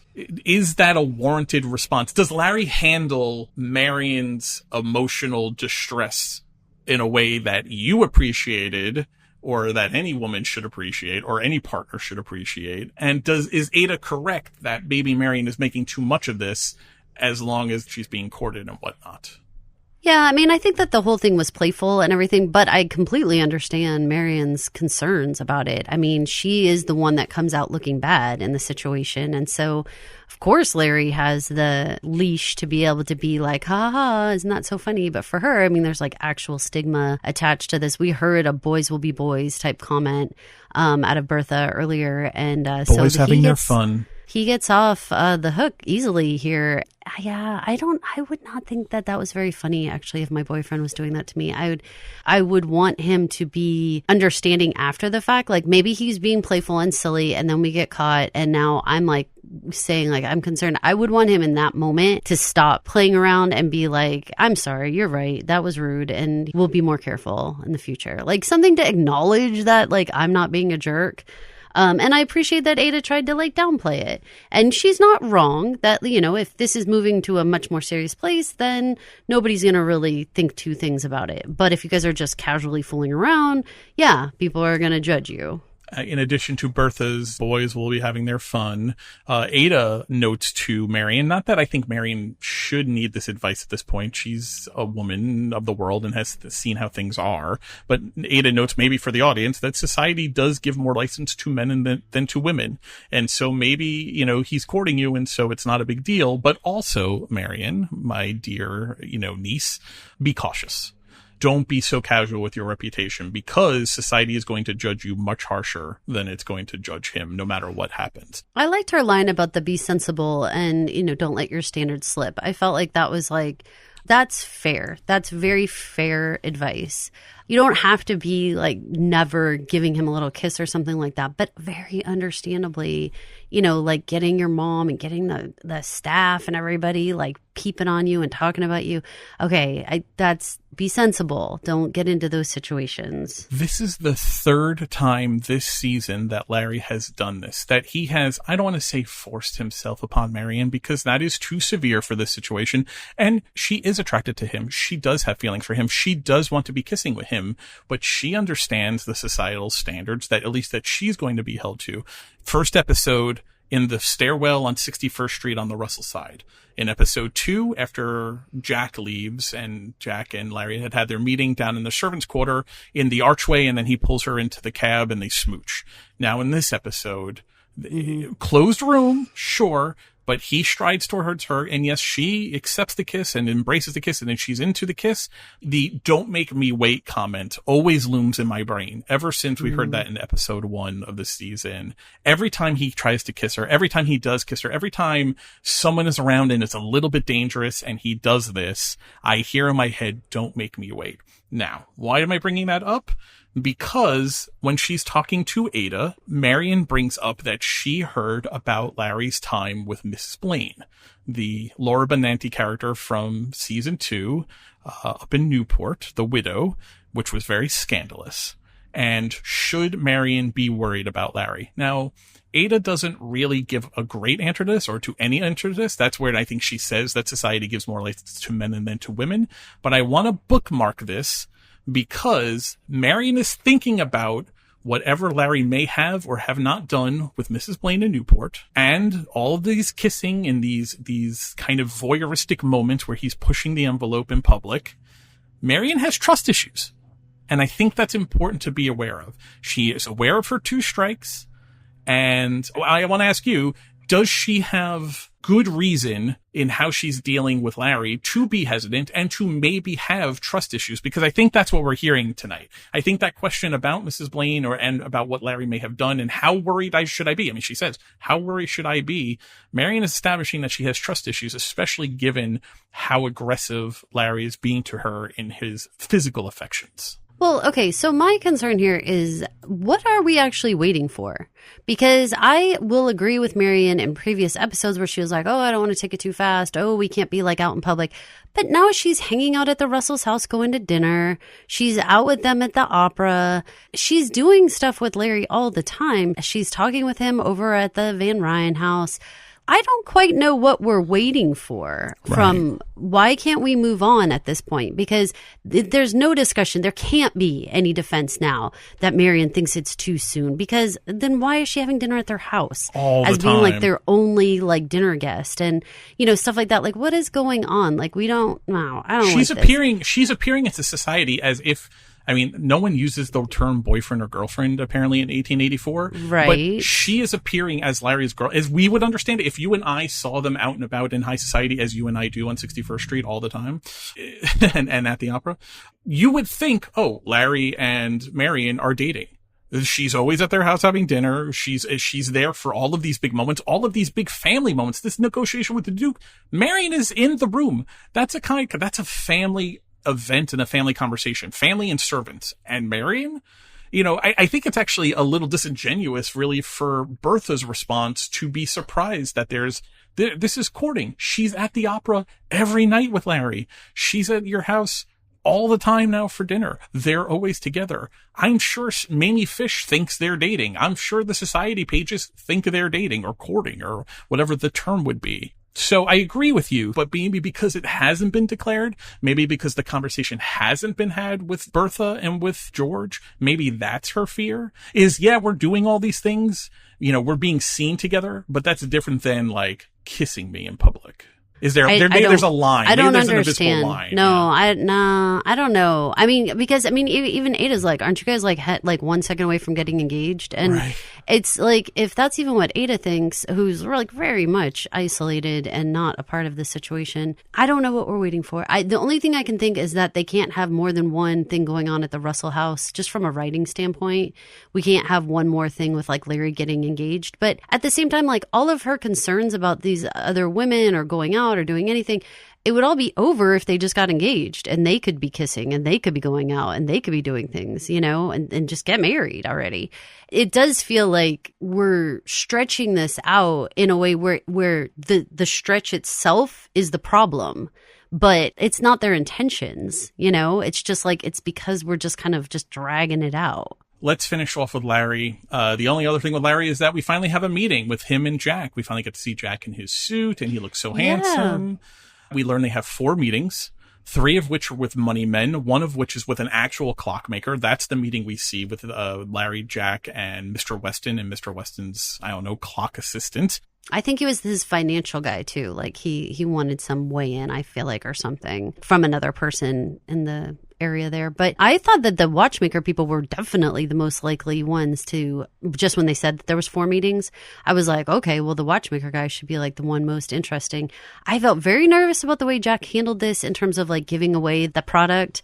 And, you know, I mean, they gave voice to it about, you know, like, aren't you afraid we're going to steal this or any of that kind of stuff. I'm glad they said all that above board, because as an audience member, you're like, oh, I don't know if you should be like giving your baby over. I don't know if this is a great idea. And that Larry seemed to be okay with it. It wasn't actually Jack. I think it wasn't Larry's idea. It was definitely Jack's there. It was, but Larry is the one who responded to Mr. Weston saying, you know, or Mr. Weston's guy saying, we can just reverse engineer these. And it's Larry that says, but we trust you to be gentlemen or we will leave you with the clocks. And then Jack says, and also we have the patent, at which they all laugh. And I know that's a concern to you. Well, I mean, I'm really hoping that everybody's going to stay on the up and up. And I think they will, because I think that we have targeted Jack as like the American dream story from the beginning. He has been the one to speak of the idea of like getting up and out of your station and changing your lot in life. Like, he has been that dreamer this whole time. So I think that if he gets swindled, it would be an awful ending for Jack's story. But it seems like Larry's come around. It seems like Larry's going to have his back, and doesn't seem like he's going to steal it out from under him. I'm very hopeful these watch guys are also dignified, good businessmen who are not going to steal it out from under him. But it's all nerve-wracking. I mean, everybody could. I mean, they put it out there. What are you pouting about?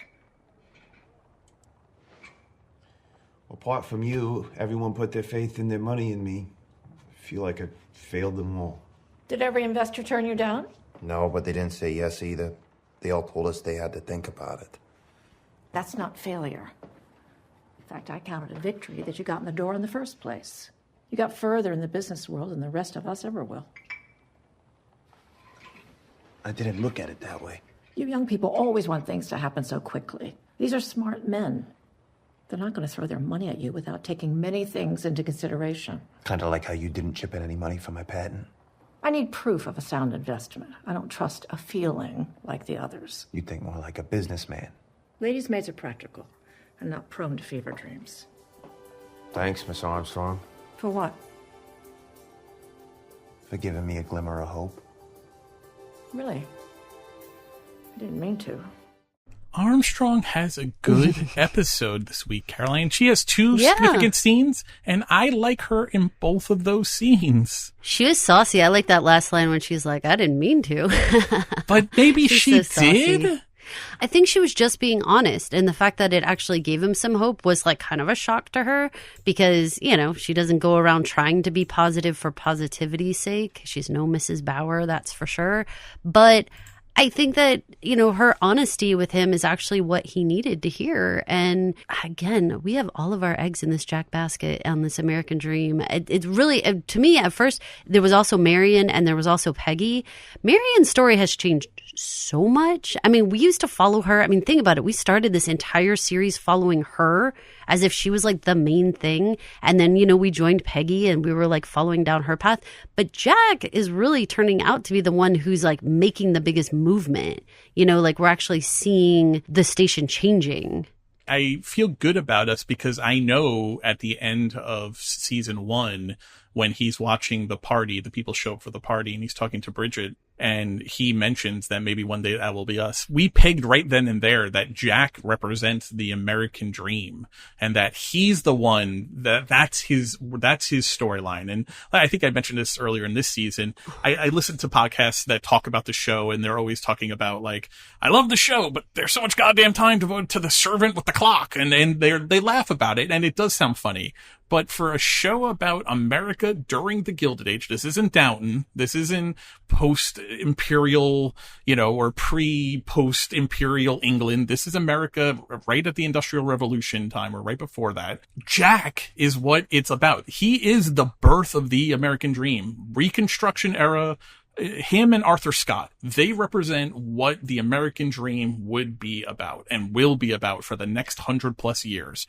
So Jack is important. And yeah, I agree with you. This has to work out for him or man, what a hangdog feeling we're all going to have.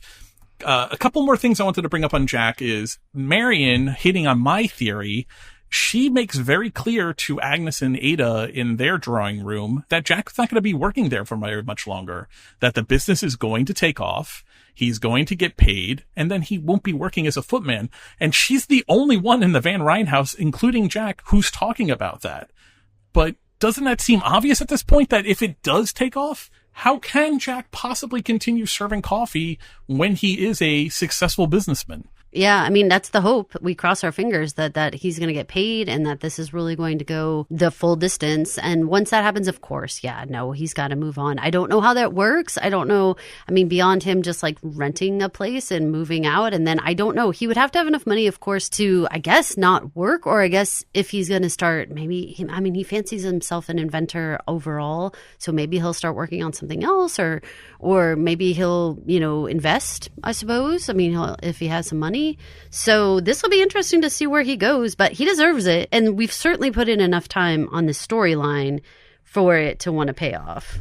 Going back to the meeting, because we didn't talk about it, we talked about the giving the clocks away. Were you impressed that he actually had the courage? Unlike Billy Carlton, he actually opened his mouth in the meeting when Larry, as we all knew he would, faltered on a technical question of how the clock worked and what made it different from other clocks. Jack opened up his mouth and I think spoke very intelligently on what and how it worked and how it made it different. Proud of Jack in that moment? What was your take on that? Were you surprised that he did even? No, yeah, I mean, I was a little bit, but once Larry froze up, I felt like Jack knew he had to do something. And I'm always going to be nervous, again, like I said, about him giving over those clocks just because they are very important in the way that they all kind of giggled at his pat. And I was like, oh, don't let this be a problem. But I'm glad he spoke up. I'm really glad. And he did the right thing. And he showed that he does have the fortitude to be in the room where the decisions are being made. And I'm proud of him for that because even Larry faltered in that moment. How Hamilton of you. He wanted to be in the room where it happened, and he was. Mm-hmm. This scene made me laugh. This is part of the American dream is that the idea that maybe money can make you happy, and at least I'd like a chance to find out. Let's listen to this clip. This is Jack talking to Agnes and making her laugh. We're proud of you. Are we? I wonder if these clients know what they're in for. We're all proud of you. You're like John here. You're living the American dream. From which someday they may presumably wake up. To pursue happiness is the right of every citizen. But what if success and money do not bring happiness, eh, John? Huh? Have you thought about that? It's possible, of course, ma'am. But I'd like to find out for myself.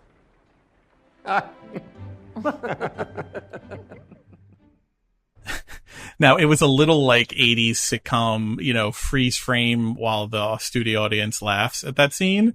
Baranski does a great job. Yes, Blake Ritson laughs and he's like, ha, ho, ho, he, he.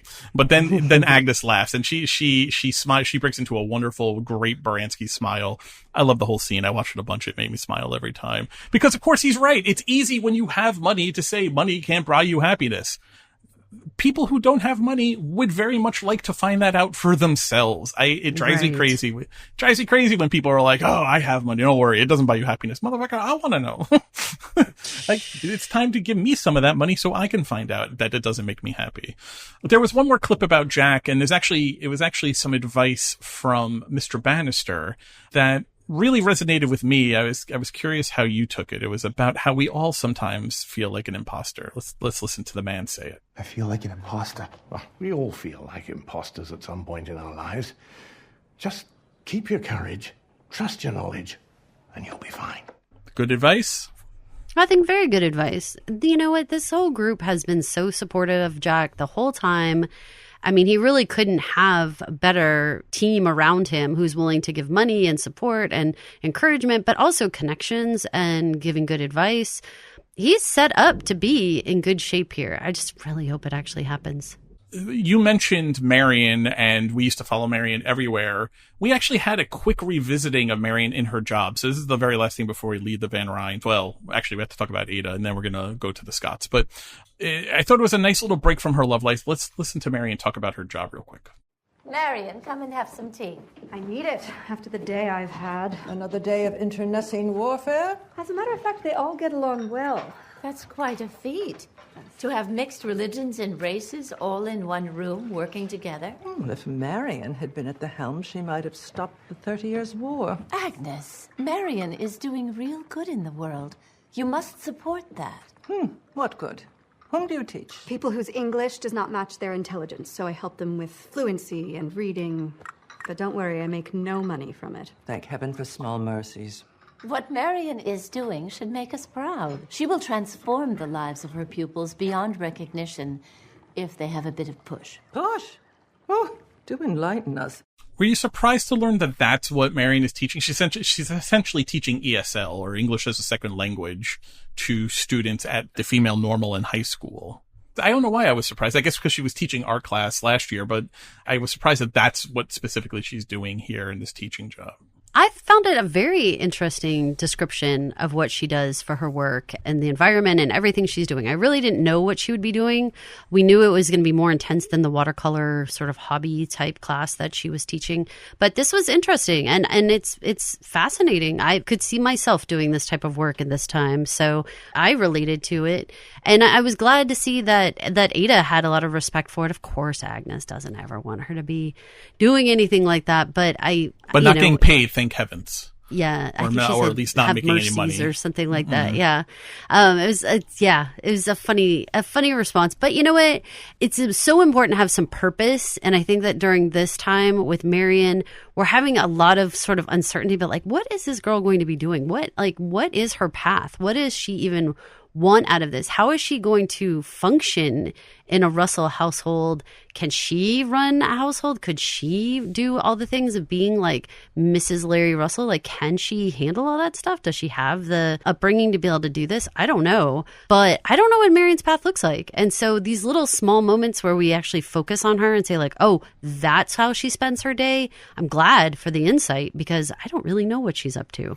Yeah, my guess is if she does marry into the Russell household, this essentially teaching ESL is going to have to transform into some kind of more hands-off charitable work. Maybe she becomes on the board of the female normal in high school or something like that. But I can't see Bertha being good with her going off to business to teach with her lunch sack every day. That doesn't feel like something even Bertha would be. I mean, Agnes certainly is not okay with it. I can't see Bertha being okay with it either.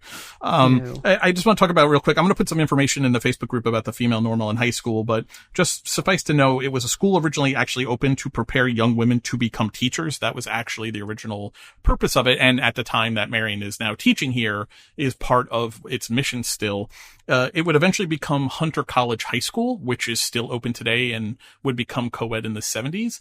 The only reason I'm mentioning any of this is because when I was in 6th grade, I took the admittance test to the Hunter College High School, and they did not accept me. So I was not permitted to go to Hunter College High School, which is free tuition. It is a magnet school in the city, and they were like, "No, sir, you must stay at PS 107. Good day, sir." Wow. And so I did. Let's talk about Ada. Ada. I'm waiting for the comments about how I'm on Ada this season, but Caroline, I can't get out of my way with. I dislike everything happening with this character. I'm actually have more compassion for her. I really do. But we can listen to your clip. But I have a lot more compassion. I think I have compassion with her at the end of this episode, but I wish they had started here versus the first 3 episodes that we spent with her spinning her wheels. Let's listen to No Fun. Which servant has signed? It was Miss Armstrong, Mum. My maid? I'm shocked. Oh, that's it. I've lost my appetite. In one day I am cut both inside and outside my house. Bannister, bring Armstrong to me this instant. During luncheon? Yes. This is exciting. There is no joy in it. Oh, but there is. And I have so little joy these days. Please don't deprive me of it. I will not be mocked in my own home, if I can still call it that. Nothing is as it should be. Amen to that. What is this nonsense I hear about your signing the pledge? I think it's a good cause, ma'am, and I fully support it. What are your reasons? Alcohol has destroyed many lives and brought whole families to ruin. You've never noticed I don't drink? I've noticed you're no fun. How can you subscribe to this nonsense? You work for me. Actually, she works for me. I pay her wages. That will be all, Armstrong. You are dismissed. Thank you. Yes, ma'am. Well, she may have signed my pledge, but she still follows your orders. If it makes you feel any better, Aunt Ada, the servants pay no attention to me either. For good reason. I only wanted to do something to honor Luke's memory. And only one member of my staff has shown her support. You have managed to turn Mama's maid against her, so that's something. I suppose I am no match for you, Agnes, when it comes to wielding authority. Oh, now who's being dramatic? The amount of Baranski's like, whoa, oh. I'm so happy. I love it too. She like really like unzipped it like this episode. There's so many like bah. I'm gonna cut it together for next week's episode. There was probably a solid 30 seconds of her just making various grunting noises in this episode. She literally starts the episode when she opens up because her like Ada, we're still kind of spinning our wheels.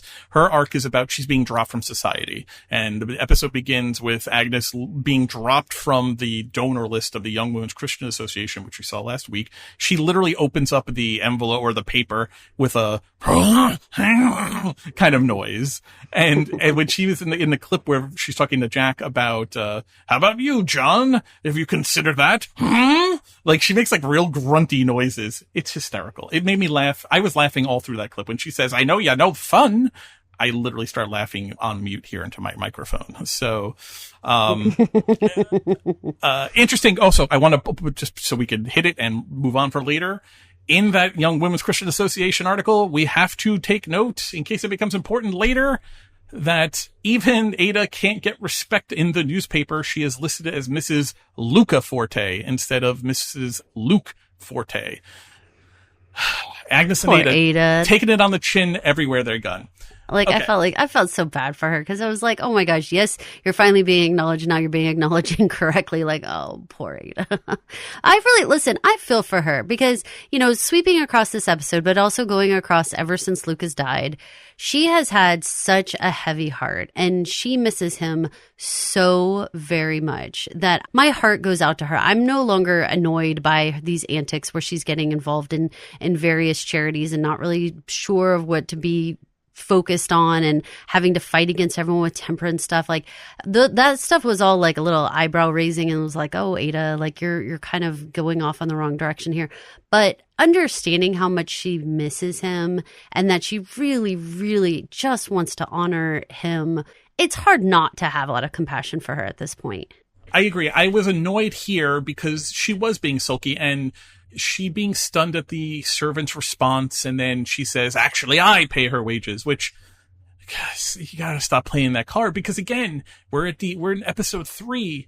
what is your season about? It can't just be, I have money now and I'm sponsoring these clubs. There has to be something more. And I think we finally get the glimpse of it at the end of the episode where she's in her room. They're playing the saddest of sounds. She's looking at that wonderful picture frame of Luke and her in the two frames, kind of like, the hinged frame. And then she goes into the basement just to talk to someone, and she finds Mrs. Bauer, and she says, if Agnes had asked to sign the pledge, would it have made a difference? And I love that Bauer says, don't make it personal. It's not personal. But this is what I love. She says, you got us thinking and you got us talking about it. And I think Mr. Luke would have liked that. And Ada loses it. She begins to sob just because she needs connection who's not Agnes, not something acerbic. Mrs. Bauer is exactly the person you want to go pour your heart out to because she is just love and kindness.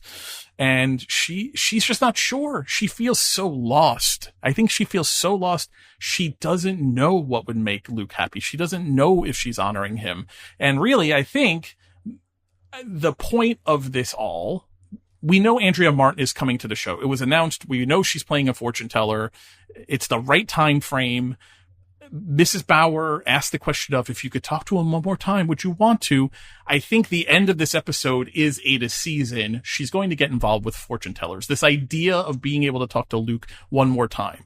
And that makes me feel sad for Ada, and I feel empathy for Ada here, because I feel like she's going to get taken for some kind of ride. I don't believe in it personally, but it feels like so desperate for that connection of one more time, just so I know I'm making him happy and honoring him, just so I could hear his voice, some connection, because it ended too quick. That resonates with me. And my heart feels very heavy for her at the end of this episode. What did you think of Mrs. Bauer here? What did you think of her reaction? What did you think of the way she handled Mrs. Ada, who she was clearly not prepared to begin crying on her? I think that she handled it very well. I mean, she has to walk that strange line of being staff and not being able to handle this like a peer exactly. But she is older than Ada, I believe. So there is a little bit of that sort of grandmotherly type love that you kind of feel there. But she's trying to kind of stay in her station and everything, which is such an awkward little dance they have to do. But, I think Mrs. Bauer, she wants the very best for Ada. And nobody wants to see anyone be sad like this, still wearing all black and being so depressed and so sad. I think that she said everything she possibly could to try to make Ada stop and think like, well, what would I want to say? And what is the problem? And what's going on with me? And I think it will help Ada, I hope, get on to a better track. But I am concerned that we might have to have some weirdness before that. I think weirdness is probably a good understatement. I want to hit Agnes real quick because I set up her episode arc as the being cut out of society, right? That was her worry from the beginning of the season. Seems like it is coming to fruition. Ada essentially says that Agnes is overreacting, but I'm curious, do you think from Agnes's point of view at this time in history for being a Van Ryn, do you think Agnes is overreacting? For Agnes, my concern for her is that whole feeling like she dipped out of society. That Ada can maintain what she's doing because she rose up. But for Agnes, since this was a fall for her, I don't know how she makes amends in this situation, with her own heart, with her own feelings. Because I don't know where you can be kind of calm about it. I know Oscar mentions he got 2 new clients and everyone's like, whatever. I don't know if Oscar has the capacity to bring the money back to Agnes to where she can be made whole again at any point. I don't know if that's plausible. So I don't know where she can land to feel like I can exist here and I'm not losing my dignity and I don't need to feel bad about myself. But also I do need to accept that I have to do things differently now. I'm not sure how she's going to be able to do this. This is a difficult dance for her. And right. I don't know if there is a soft landing for her or if she's just going to have to take it on the chin and then just sort of heal, I guess I want to say, after that and kind of come back to okay, this is my lot in life now. Or again, will somehow Oscar make her whole by the end and that way they can just both be rich, Maybe Ada is just tired of hearing it because it's all she's been hearing on screen and off screen, presumably, since this all happened. But I feel like she's being a little unsympathetic here because I don't think Agnes is overreacting to being dropped from lists because, as she says, You were a spinster. You had no fall from grace. You not being included on things made sense. I was a member of society, and now I'm being Anne Morrised out. Now I'm going to be, what did she say? I'm going to be wind up in a Newport with Aurora and the rest of society's cast-offs and women of ill repute. That's harsh. I mean, it's harsh, but it's not. We have seen it happen to women in this show who have more money than Agnes does. She did make me laugh when she said, but at least I'll be able to drink. That did make me laugh. I don't think Agnes, I get why Agnes is upset. I mean, she's now essentially relegated to being a permanent +1. I wish we saw Ada being a little more sympathetic to that, because she's like, I used to be your permanent +1. Yes, but you don't see how it's different, though? That's what I guess I feel like. I don't know. I think she knows it's different, but she just doesn't want to feel like, I mean, you're asking a lot of somebody to make them, make Ada, like, acknowledge and say out loud, like, somehow I was less than you. Like, that's asking a lot of somebody, you know? For sure. And obviously Agnes, I mean, Ada has been living with this now forever, and she's trying to deal with her own, like, the staff still doesn't listen to me. I'm paying their wages now. They still listen to you more than me. So she's also dealing with her own growing pains in this situation. But I feel for Agnes in this situation for sure. I was watching this again, and I was thinking about our conversation when we watched it about how ridiculously Oscar sits on couches. And I've determined that before this show is over, I need us to speak with Blake Ritson to specifically ask him about how he makes his choices about how Oscar sits on couches. I'm calling it, in my brain, I'm calling it the Oscar flop, because that's what I feel like he does. Like, every time he comes in, he like flops down onto something. It makes me smile every time. It actually makes the whole situation feel so much more realistic. It always takes the stuffiness out of the room. Like, he's always got something snarky to say, and just his body language is like, whatever. I love it. I need that comic relief that he brings. The very last thing before we get to Newport, we missed it in the Russell household. There was this conversation of Borden and Miss Bruce having mixed emotions. Ooh. I was curious how you felt about this conversation. They were speaking very plainly about this dead wife, and this idea of the wife sounds better than the fact of the wife, according to Mr. Borden. We did learn he gets his ring back, what had been his mother's ring. It was returned to him. Is this storyline working for you at all, resonating for you at all? This idea about being more sad about the memory of youth than the actual death of the wife resonate? That was the thing that I actually wrote down about this section, was really that we can all be sad about the memory of youth. I do think that's highly relatable. And because a lot of the stuff that they're dealing with these marriages, I mean, the Borden situation is pretty out there in terms of like all the different things that has happened with him, you know, pretending to be someone he wasn't, and then having the secret wife, having the wife show up. I mean, it's pretty kind of outlandish stuff that most of us will never experience. So I like that they sort of brought this relationship back around to be far more relatable to like the average person, and just be like, you know, we all look back, and it's sort of like when someone passes away and they become a saint in people, the way that people speak about them, even if they weren't a great person, there's just like this moment where all of a sudden we can only remember the good things. You could kind of see Borden having that moment where he's like, I had all these tough times with this ex-wife, but there's this profound sadness that she actually died. And I mean, I thought that they actually gave it a really good moment where I liked the way that the actor, the way he shook his head, but he shook his head no, but he said yes when he was talking about his feelings. And she says, like, do you like, are you feeling like really sad? Or are you still love her? Kind of stuff like this thing. He shakes his head no, but he's like, yes. And it's like, you could see all this conflict with him. I just thought it was a really well done, tiny little scene that was really all of like 10 sentences or something. But I mean, it struck my heart because we're getting to be more of like Borden's age and Mrs. Bruce age, where you're sort of like, yeah, we've all had, you know, various things go on in our life, and we look back, and sometimes you look at it with rose-colored glasses thinking it was like way better than it really was, but you still can feel sad for it being over. It's easy to forget on the show with such a deep cast of great actors, Broadway legends, TV legends, movie legends, Douglas Sills, who plays Borden, and Celia Keenan-Bolger, who plays Mrs. Bruce. They bring it. They bring the acting and the emotions and just the face nod. I know exactly. I can see it. You talking about it, I can see it in my head. I mean, that kind of stuff leaves an indelible mark. There's no reason for them to be as good as they are. 15th person on the call sheet, but they are. And you're right. I keep bringing their storyline up each week. I don't know if it's important. I don't know if I care about it, but I know I'm paying attention to what they're saying while it's going on. And I think that says something. It certainly creates more depth to the show, because I feel like there's a lot of people who, if you were writing the show, you would stick to the main storylines, have ABC of the week kind of storylines. And then these tiny ones, I mean, Bruce and Borden are like really storyline like G or I or something like that. That's like deep on the call sheet. Deep on the call sheet, you know? Well, but I mean, even storyline wise, it's just so many other stories take precedent over this that it just feels like it's good to have it, because I think it gives us these moments of grounding.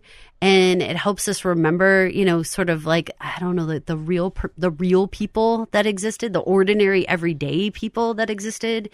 When will you return to New York after your talk? The main reason I'm here is because my doctor ordered me to convalesce by the sea.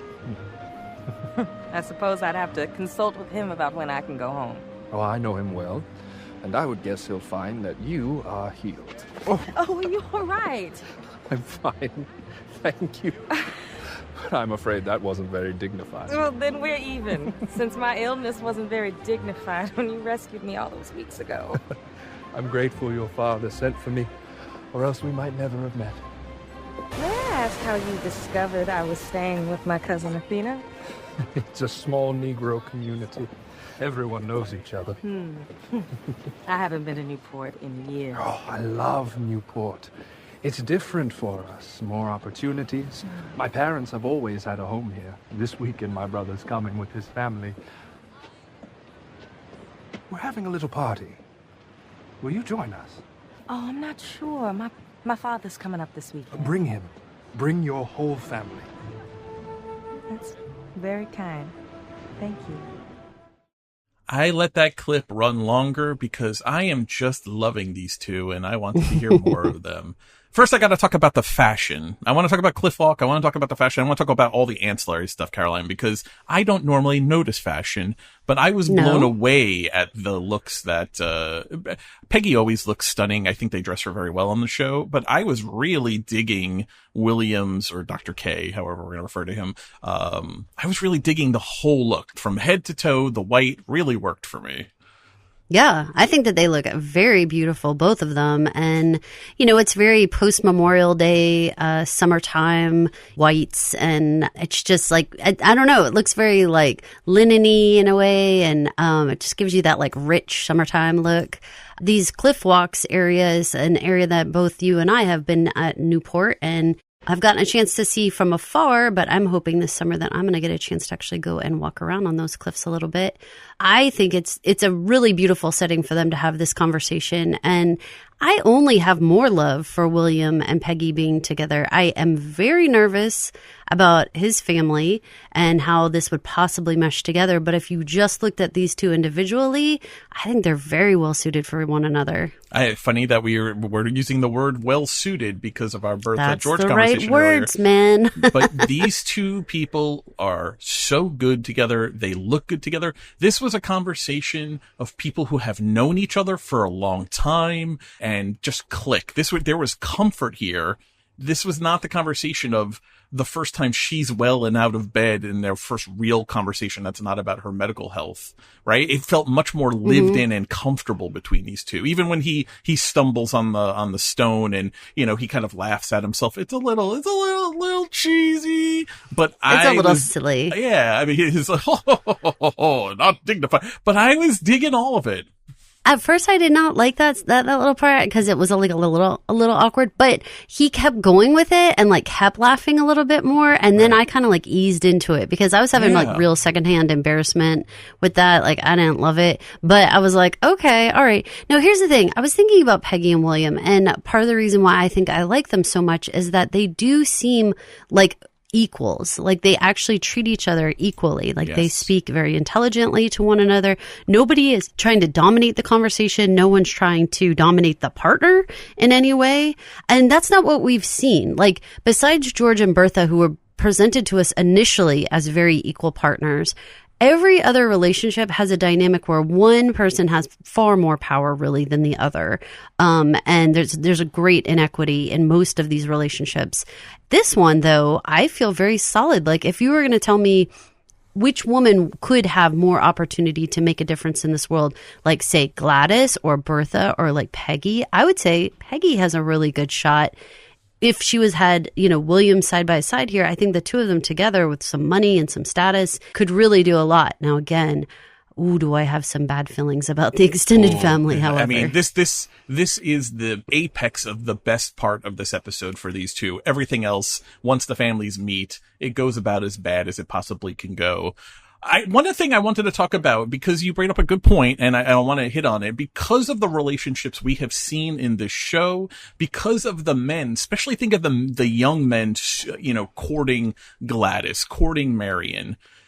No man have we seen in this show, no young man have we seen in this show do the work that we learned through Athena William must have done in order to locate Peggy up in Newport. All he knew was that she was in town because of the speech that she's giving, the talk that she's giving, which wasn't in this episode, but will be in the next episode. That's all he knew, but he had to track her down. And Athena makes the point of he had to ask around to figure out where you were, and did, and then sent the proper letter. Athena is on board, and Athena is steeped in this Newport community. She knows the Kirklands. She knows these people. She knows this town.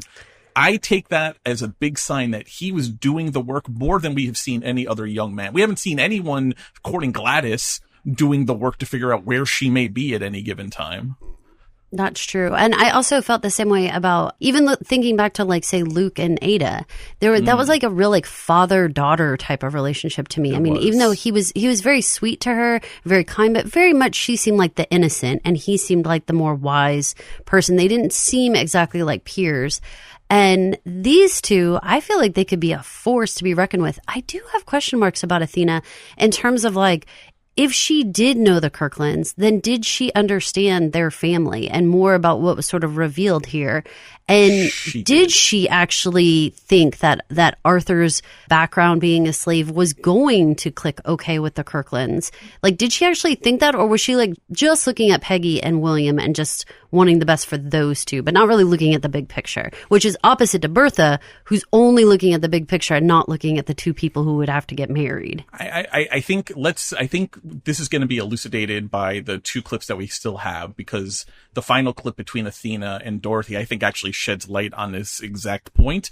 But we know she knows the Kirklands to some extent because she advises before the families meet. Mrs. Kirkland rules the roost. She lets them know before they even leave to go over to the family's house, the Kirkland family house, for the brothers' homecoming, that you're walking into Mrs. Kirkland's house, not Mr. or Mrs. Kirkland's house. She is the one you're going to have to deal with. So there's an inkling of a warning there, but good Lord, it gets so much worse. Let's take a listen to. This is heavily edited because this is a long section. I tried to capture the kind of essence parts of it, but I think you'll get the idea and the flavor enough. It's a lovely area. My family is from Maryland. Is that so? What was your maiden name? I know some folks from Baltimore. Hogue. That does not sound familiar. Frederick, we don't know anyone down there. Our family has lived in Rhode Island for 5 generations. Oh. My great-great-grandfather fought in the American Revolutionary War. He played the bugle. And that counts. Did he fight for the British or American? Well, the Americans, of course.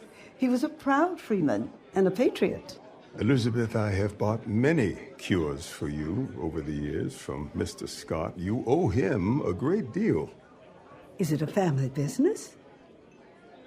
I meant for it to be, but Peggy has her own idea.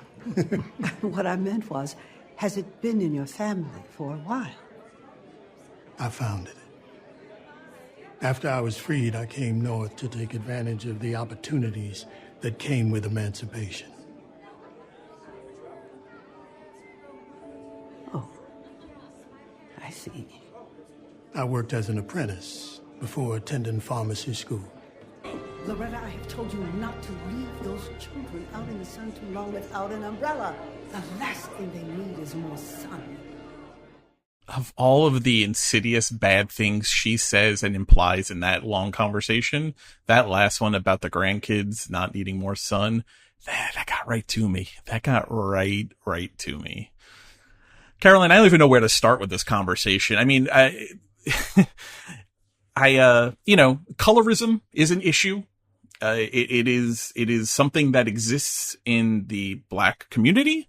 I don't know that you or I are necessarily equipped to discuss it, but except in maybe the largest outlines. And obviously we want to be sensitive to this, but I think there's enough here that we can obviously flag the issues that Mrs. Kirkland and everything she says kind of bring up.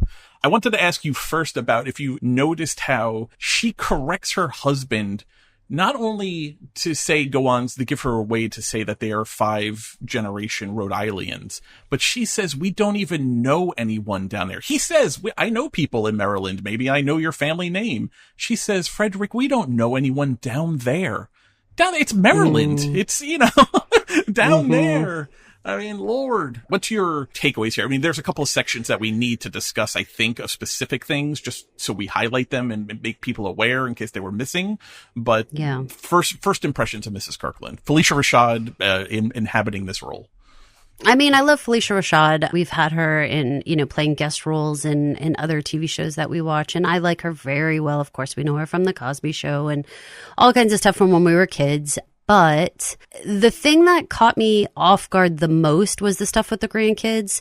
But I did note that there were more than just that issue. The issue of course, Arthur's background and everything that went with it, and not looking at it like a self-made man who rose above all these circumstances and has become so successful and wealthy and obviously is living, a very elite life at this point.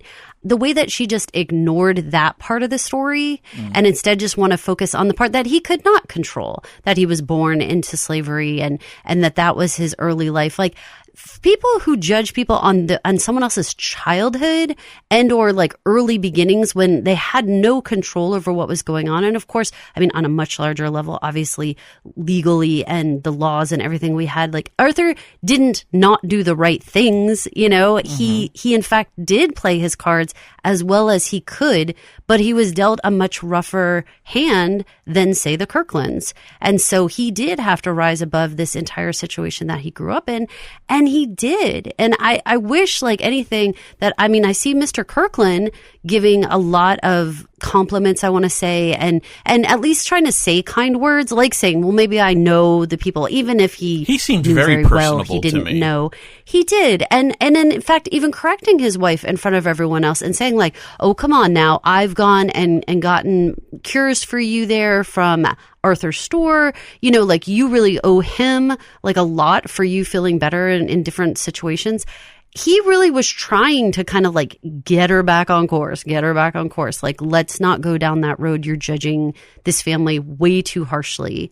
That's where I was coming at it from, was that I was just looking at Miss Kirkland. I was thinking, could I handle this level of judgment? I mean, Peggy, not unlike I discussed the Gilmore Girls in previous episodes, like, she's got that same strike against her in this community of being a woman who wants to have a career. And that automatically makes her a difficult match for William in the eyes of Mrs. Kirkland. But, also she is darker skinned, whereas like William and Mr. Kirkland are lighter skinned. And it's very clear that Mrs. Kirkland prefers her grandkids to have lighter skin. So there's a lot going on here. And of course, Arthur's past is an issue for Mrs. Kirkland. So there's a lot of hurdles here that are difficult. And I think it's something that, again, talking back to Bertha and this whole idea of like what you're marrying into, there's so much focus in this one for me that I want it to be Peggy and William. Like, I'm focused on them. But over in the Bertha, Gladys, Duke story, it's like we're looking at this huge big picture of like this estate and all these people and all these things that she's going to be doing. And it's like we're not focused on the individual two people getting married. So I thought this was a nice contrast in that way, because we are looking so much more at just Peggy and William. But I'm glad that they put the realism in here that, like, just because these two people seem well suited does not mean that their parents are necessarily well suited. And what happens then? Is that enough to kill the deal? I think you nailed it. The one thing I wanted to highlight, because I had to edit out the clip, was you brought up how Frederick, Mr. Kirkland, who is a pastor, and I think you see that empathy and his trying to play peacemaker and calling out his wife in a very tepid way. I mean, I think her saying, "We don't know anyone in Maryland," is a much more severe rebuke in front of public, in front of company than, "Oh, maybe you don't realize, but I have brought many cures from pharmacist Scott here." Arthur mentions getting training, and she says, "Training? Aren't you some kind of salesman?" And he's like, "Well, I'm a trained pharmacist that went to school for it, and I own my own pharmacy." And he actually said pharmacies, I believe. I believe he said plural, which we didn't know. At least I didn't realize he maybe owned more than one pharmacy. He's a successful businessman. He is wealthy, as probably wealthy as the Kirklands, perhaps. He just doesn't have anything more than 19 years of freedom behind him. That's where he's in a quote-unquote deficit to Mrs. Kirkland. But her equating the idea of salesman to a trained pharmacist who went to school for it. This is a man who 19 years ago was a slave, and in that time has come north, has gone to school, has opened a successful business, has bought a brownstone. By the way, I lived in Brooklyn Heights. Those mansions, those brownstones now where they lived, they go for like 7-8 million easy, and they are not in the great condition that they were in 1884. That is a beautiful area of Brooklyn where the Scotts live. And he has created a tremendous life in 19 years. He is the American dream even more than Jack. And Mrs. Kirkland pisses me off for not recognizing that. You know, and even thinking even more than that, think about how, you know, Mrs. Kirkland and, you know, Mr. Kirkland's a pastor, and I want to think that he is out there doing good in the community, but it would be easier to think of them sitting up in Newport, sort of just enjoying the good life. Whereas Arthur, he was working for the schools. He was trying to make things better. Here he is raising a daughter and encouraging her to have a career and have a voice. Like, he actually is doing so much more with what he has than the Kirklands are really doing. Now, that's just supposition. We don't have enough about the Kirklands to know. Maybe they are enormous givers to charity. Maybe they have enormous, you know, reach in their own community. But for me, I think what we've seen so far is I get the impression that she's more in the Van Ryan kind of like mindset of like doing things a certain way, whereas Arthur is still trying to change things for the better. Yeah, he's new money and she's old rules. I mean, it's the name of our podcast. It's season 1, Van Ryns versus Russells, but now in Newport in this Black Society.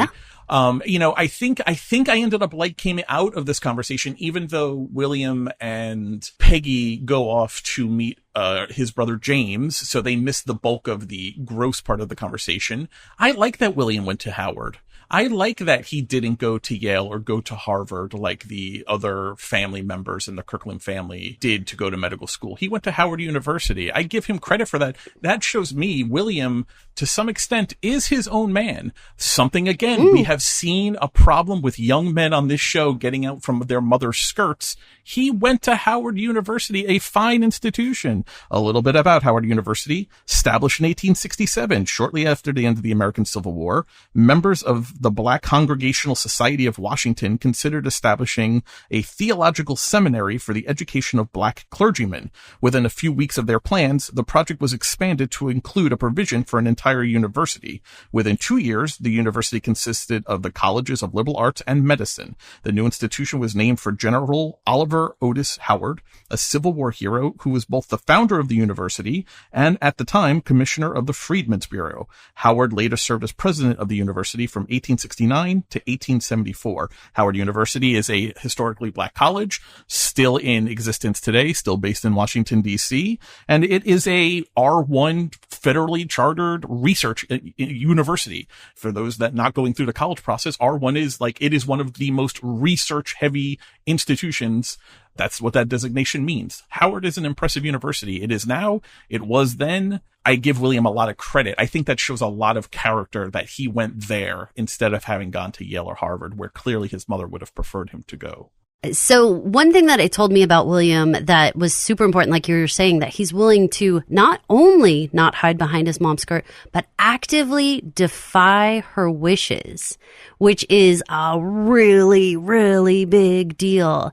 And you're so right. When we talk about every other dating situation, there's been a lot of other moms weighing in on the situation and applying their pressure wherever they want to. So the idea that they give you that just tiny slice, that William, when given the choice, is willing to go against his mom, that speaks very well for Peggy.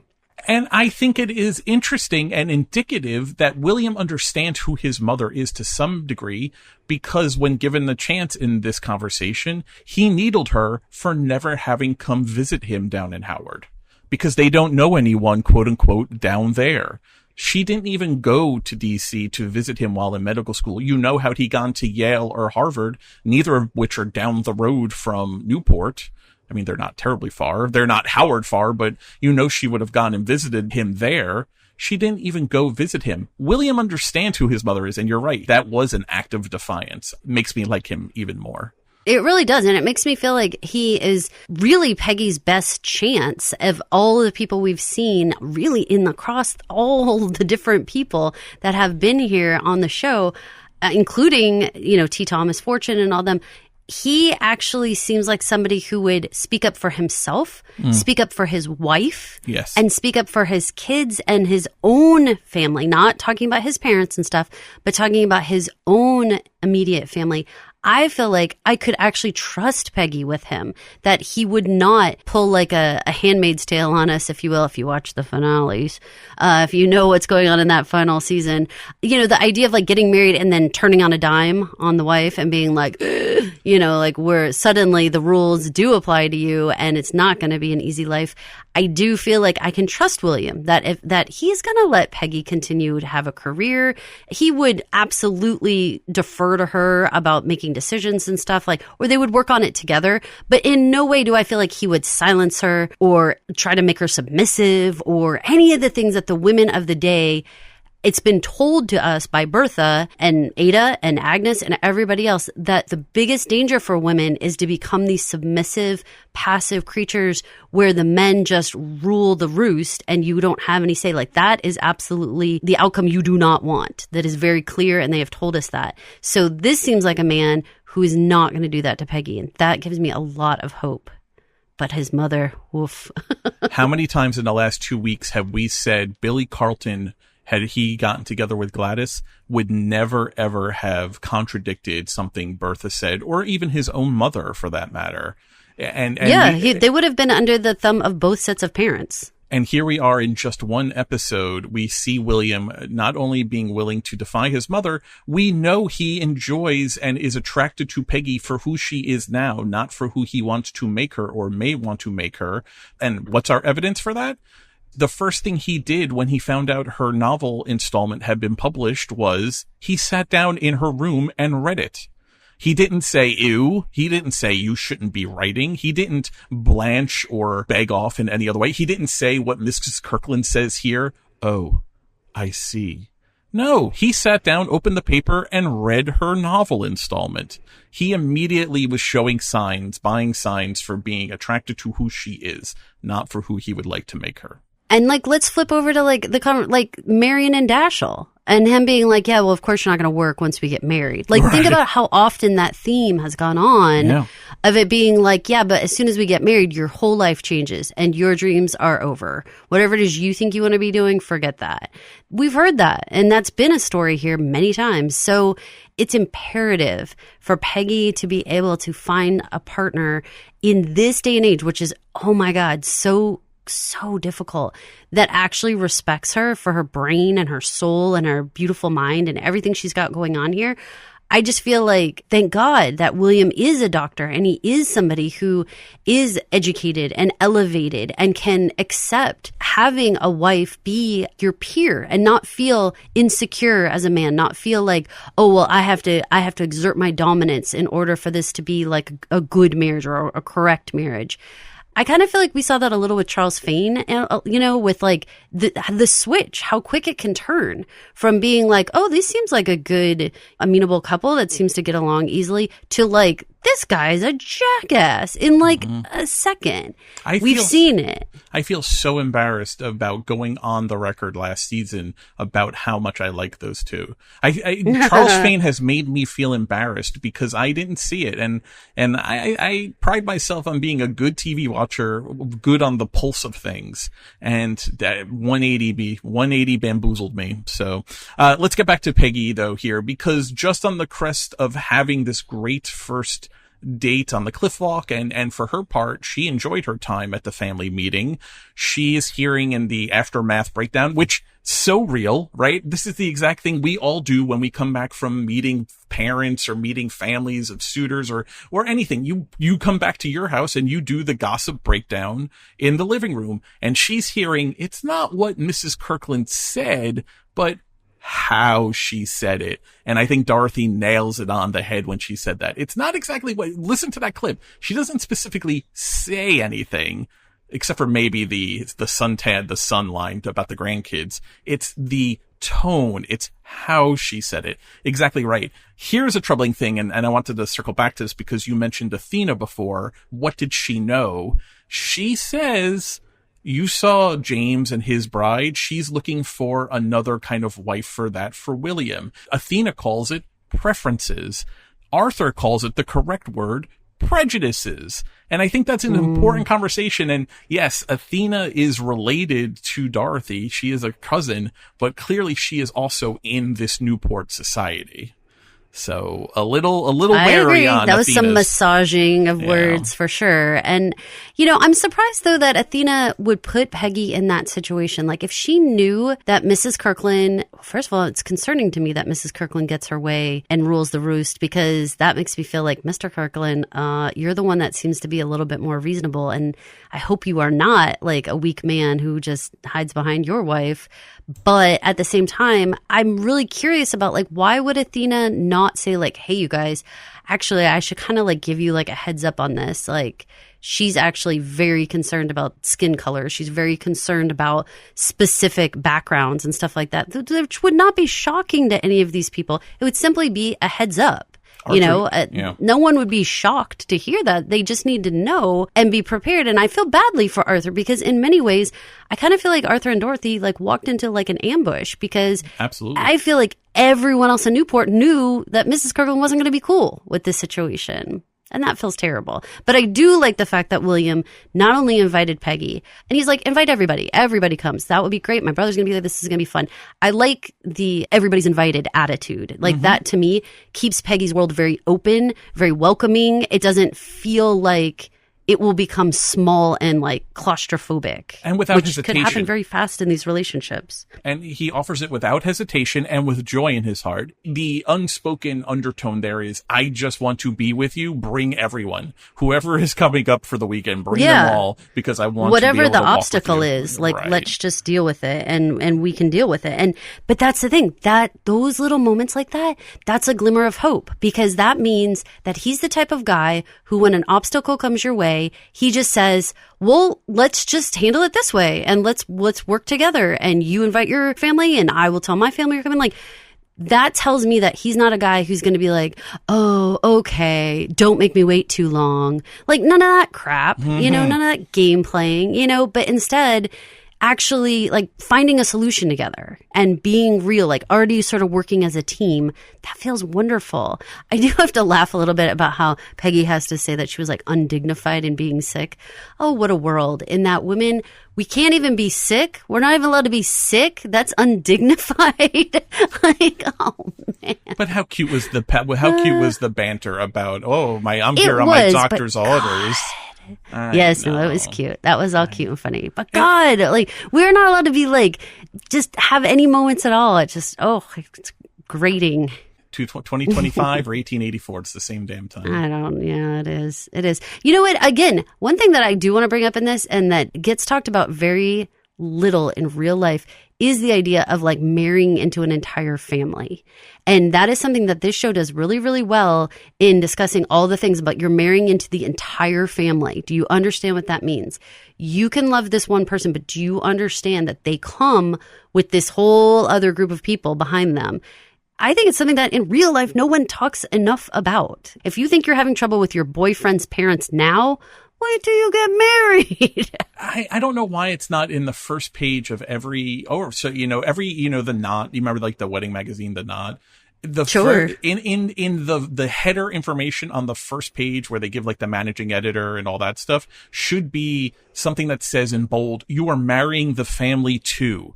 Don't let anyone lie to you. And also, if you don't get along with them now, don't think that's magically going to get better after you get married because you think you can control your spouse into somehow standing up for you or whatever. If they don't stand up for you when you're dating, they're not going to stand up for you when you're married. So please, the amount of fights that I could help people avoid right now and really sad marriages, oh my gosh, either work out the stuff and however that looks, whatever you need to do, or you've really got to consider the impact that this is going to have on your marriage and your life in general. You're hitting great stuff. And so I want to get to this last clip because not only do we learn about a little bit for the first time after 3 seasons, how Dorothy and Arthur got together, and we learn a little bit about their backstory.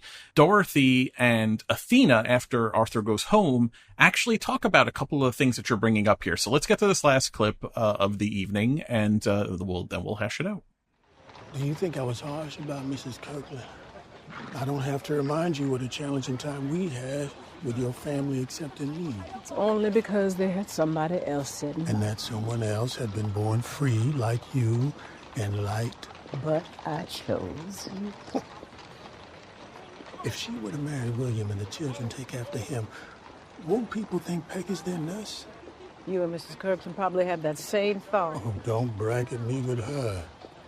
And what if our grandchildren look more like Peggy? That woman would treat them like servants. You're getting yourself worked up over something that may never happen.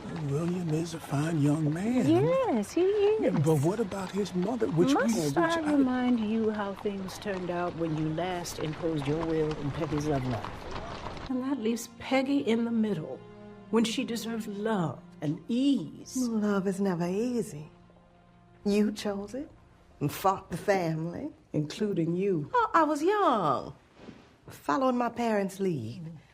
We've all come to love Arthur, and you've created a beautiful life together. The family interference did not help. Let's tackle the back end of that first, because it goes to your questions before about what did Athena know and why did she let them walk into this? I think she definitely knew, but because their experience, the Hogue Scott family experience, Trumbo, because that's Athena's last name, I made a name or whatever, experience was, we face this kind of prejudice. When you tried to get together with Arthur, I fought you, my parents fought you, but you fought, and we all love Arthur now, and you've made a beautiful life together. So I think Athena, without malice, was applying Arthur and Dorothy's experience to this situation and figured it's going to be what it is. Remember, the key for Athena is William is a good match for you, Peggy. That's what she says to her when he delivers the note to call upon her, to ask permission to call upon her.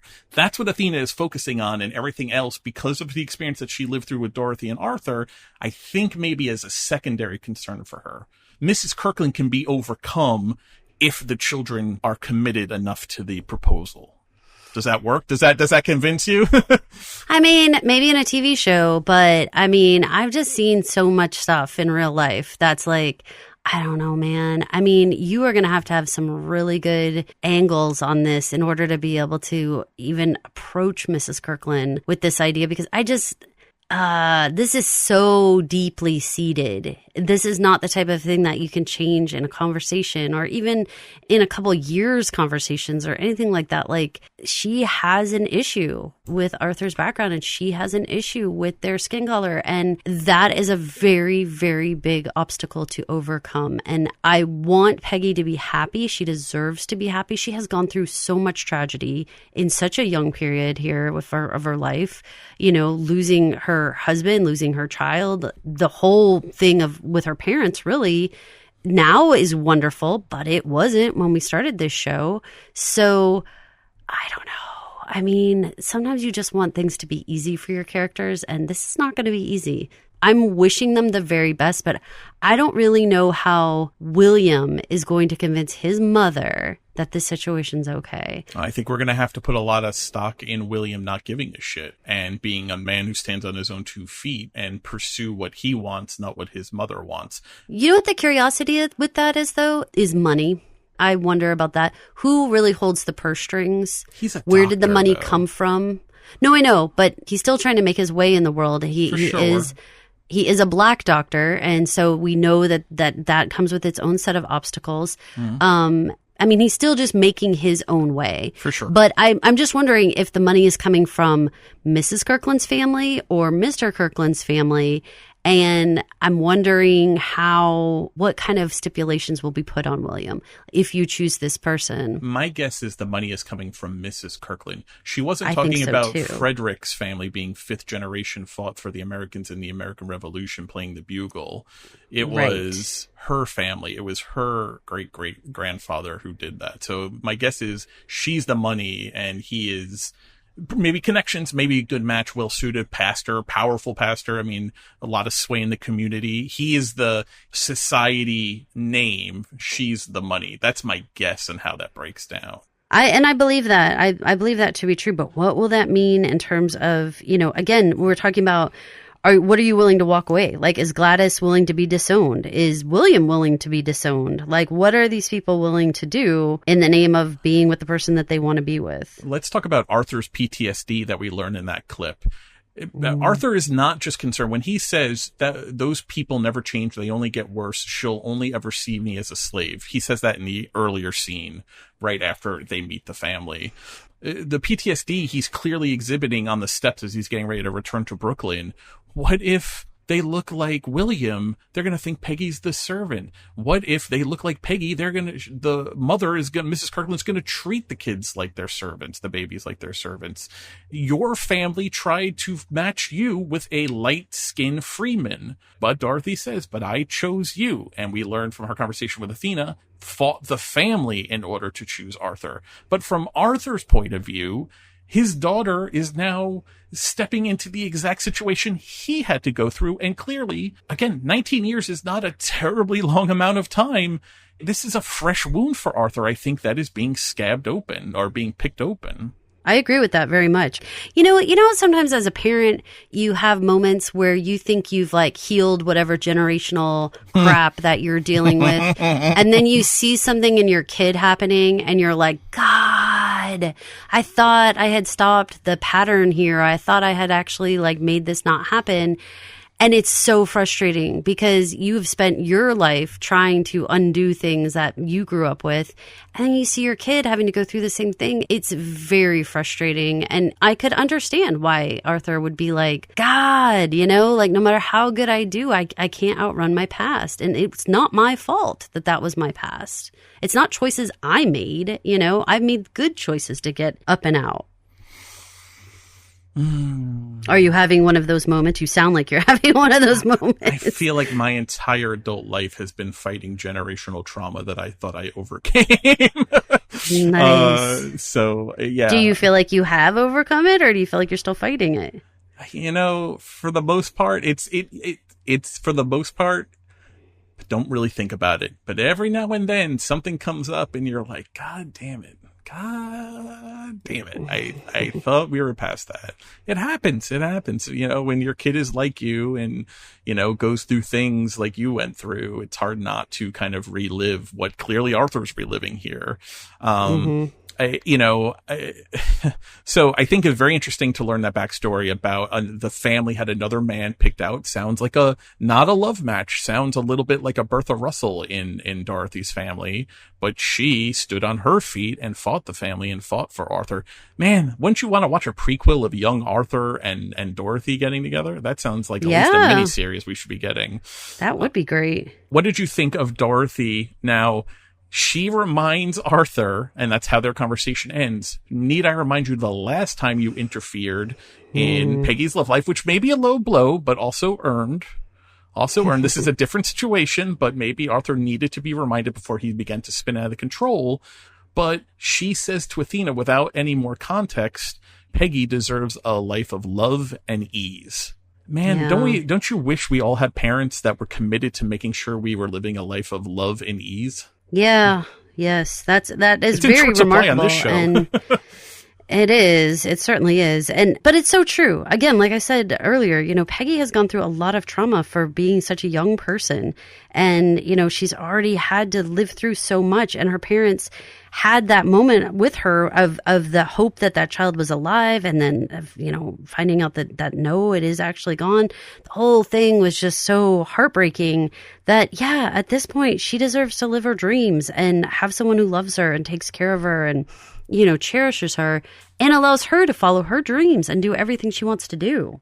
That's hard. That's hard in 2025. If you play the game of when they say the episode title in the episode of the TV show, you have to drink. Just to let you know, it's Athena who says love is never easy, which is the episode's title.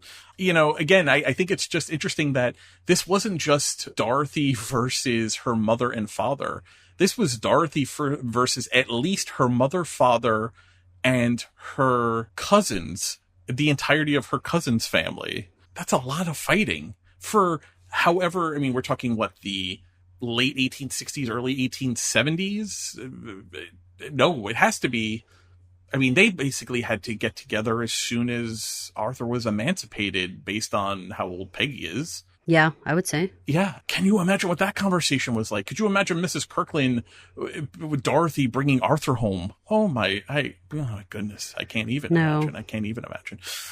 I don't know. I don't know what this story entails, but I agree with Dorothy. Peggy, for all she has been through, deserves love and ease. I think it's interesting that Dorothy raised the last time Arthur got involved, and Dorothy saying to Athena she deserves love and ease. No one has brought up Peggy's past. Now, we are sympathetic and we're empathetic to Peggy's past, but remember Marion's quote from the beginning of this episode is, "I'm a single woman. I need to be as pure as driven snow." Peggy's past is not pure like the driven snow. It's not. And we haven't brought that up yet. We're still in this honeymoon phase of trying to feel out of, is this a relationship? Do you like me? Do I like you? What are we doing? Meeting the families, you know, gingerly and doing all of that. But we know that is looming in the background. So yeah, and it's not, and that part is going to be difficult for anybody to swallow because it's a complicated little story and it does not shine Peggy's parents in a good light at all. And it, you know, in order to understand the story, you have to be willing to hear really bad things about Peggy's parents and everything that went on with Arthur and everything that went on after that, where she wasn't really speaking with him and all that. Like, there's a lot of history that's not being presented right now. I don't want it to come back and bite her. I really hope that they have an opportunity to sit and actually talk and get this all out in the open, because I don't want it to come back and bite her. I think that would be so unfair for her because, again, she didn't do it. Like, right. You know, talking about Arthur, you know, is just a victim of circumstance. Generational like, trauma. This is, yeah, like she didn't do this. This was done to her. And I feel so badly for her that she would have to defend that or in any way have to pay for what someone else did. Before we leave Newport and wrap up the episode, I just want to take the listeners and point them in a direction. The Newport Mansion Preservation Society, of which you and I are proud members, and very happily so. Early last year, so early, it was like early spring of 2024, they actually had an exhibit up in the Preservation Society up in Rhode Island in Newport. It was called Gilded Age Newport in Color.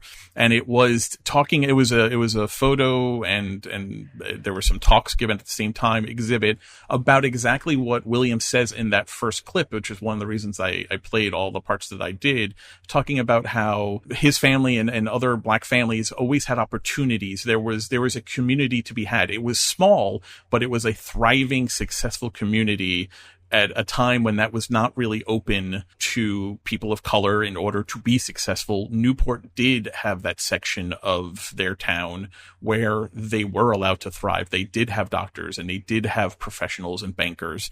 So you can go to the website. If you just search Preservation Society, Gilded Age, Newport in color, you can see pictures from that time. You can read some of the descriptions. I was checking it out in preparation for this episode. Definitely want to do a little more digging because I wasn't able to uncover any of the talks that were given at that time. But if anything else, if you're a fan of the Gilded Age, you should definitely check out Newport Mansions Preservation Society and consider becoming a member, because they keep those mansions in such great condition for us to go visit and enjoy. And they only do that with your dollars. So, and I think we've both been in like the majority of these homes that we're seeing in the Gilded Age. We have stood in all of the shooting rooms. We have stood in all of the shooting rooms that they use in Newport, which is pretty cool. Yeah. Yeah. And you can do that just as a member of the society. Before we go, because we're getting to the part where, you say you're Karolina, I say I'm Mike. I want to hit on one thing we didn't talk about before because we didn't really get into the conversation between George and Clay.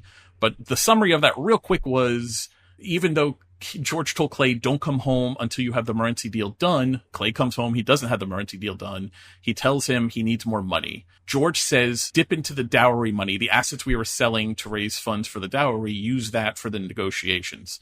I know it's going to be a topic of conversation as people watch this episode. Well, now George has to come up with the dowry again because the wedding seems to be back on. What is he going to do for money? Because now he's double promised that pot of cash. He already had assets he was going to sell if he needed to make Morency more valuable. He already had assets he had sold in order to fund the dowry. I don't think the show would let this be a plot hole because it is so glaring. So either, my guess is, and tell me if you think I'm wrong, Caroline, I think they're either going to magic wand it away, or at least it's not going to be an issue. George, for as precarious as his financial state seems to be, especially according to Clay, you don't have enough money for what you're doing, and you can't do it in the timeline, which George doesn't want to hear either of those things. George does have enough money, I believe, to do all of these things. So I'm saying to you, dear listeners, don't be freaked out about this point unless the show gives us a little more information that we need to be freaked out about this point. Is that good advice, Caroline? Yeah, I think that's fair because just in the same way that Delancey was like, look, I've got money other places and I can do other things. I want to think that George he wouldn't make such a glaring error as to like move over the dowry money and honestly not be able to satisfactorily complete these deals. Like, I don't feel like he would do that. So even though right now it is unsettling and it is like an eyebrow raise, like, what are you doing? I don't think that he will turn out to be a bad money manager, which is what he would have to be really for this to fall apart. That takes us to the end of another episode. This is Caroline. And this is Mike. Thank you for listening to New Money, Old Rules, the Gilded Age Podcast. If you wouldn't mind heading over to Apple Podcasts, Spotify Podcasts, or wherever you listen to podcasts, and rate, review, and subscribe while you're there, particularly at Apple or at Spotify. You could be like Mickey. Leave us a comment. We're going to interact with you. Maybe we'll do another listener question. Leave us a 5-star review. If it's something nice, we're going to read it on the air. We can't thank you enough. Each week, you guys we crack the top 100 in the world in TV podcasts, not a subset, actual TV podcasts. Against podcasts I listen to all the time, you guys are making us one of the top podcasts in the world. We cannot thank you enough for listening. We really appreciate it. Thanks for listening. Thank you for listening. This has been an original Pod Clubhouse production. Pod Clubhouse is a podcast network dedicated to encouraging collaboration among podcasters and friends to bring a fresh voice and diverse perspective on a wide array of content. Please visit and leave a comment for us at podclubhouse.com. Rate, review, and subscribe to our podcast feeds on Apple Podcasts. Follow us on Twitter, Instagram, and Facebook. You can find us at Pod Clubhouse. Our DMs are always open, and we'd love to hear from you.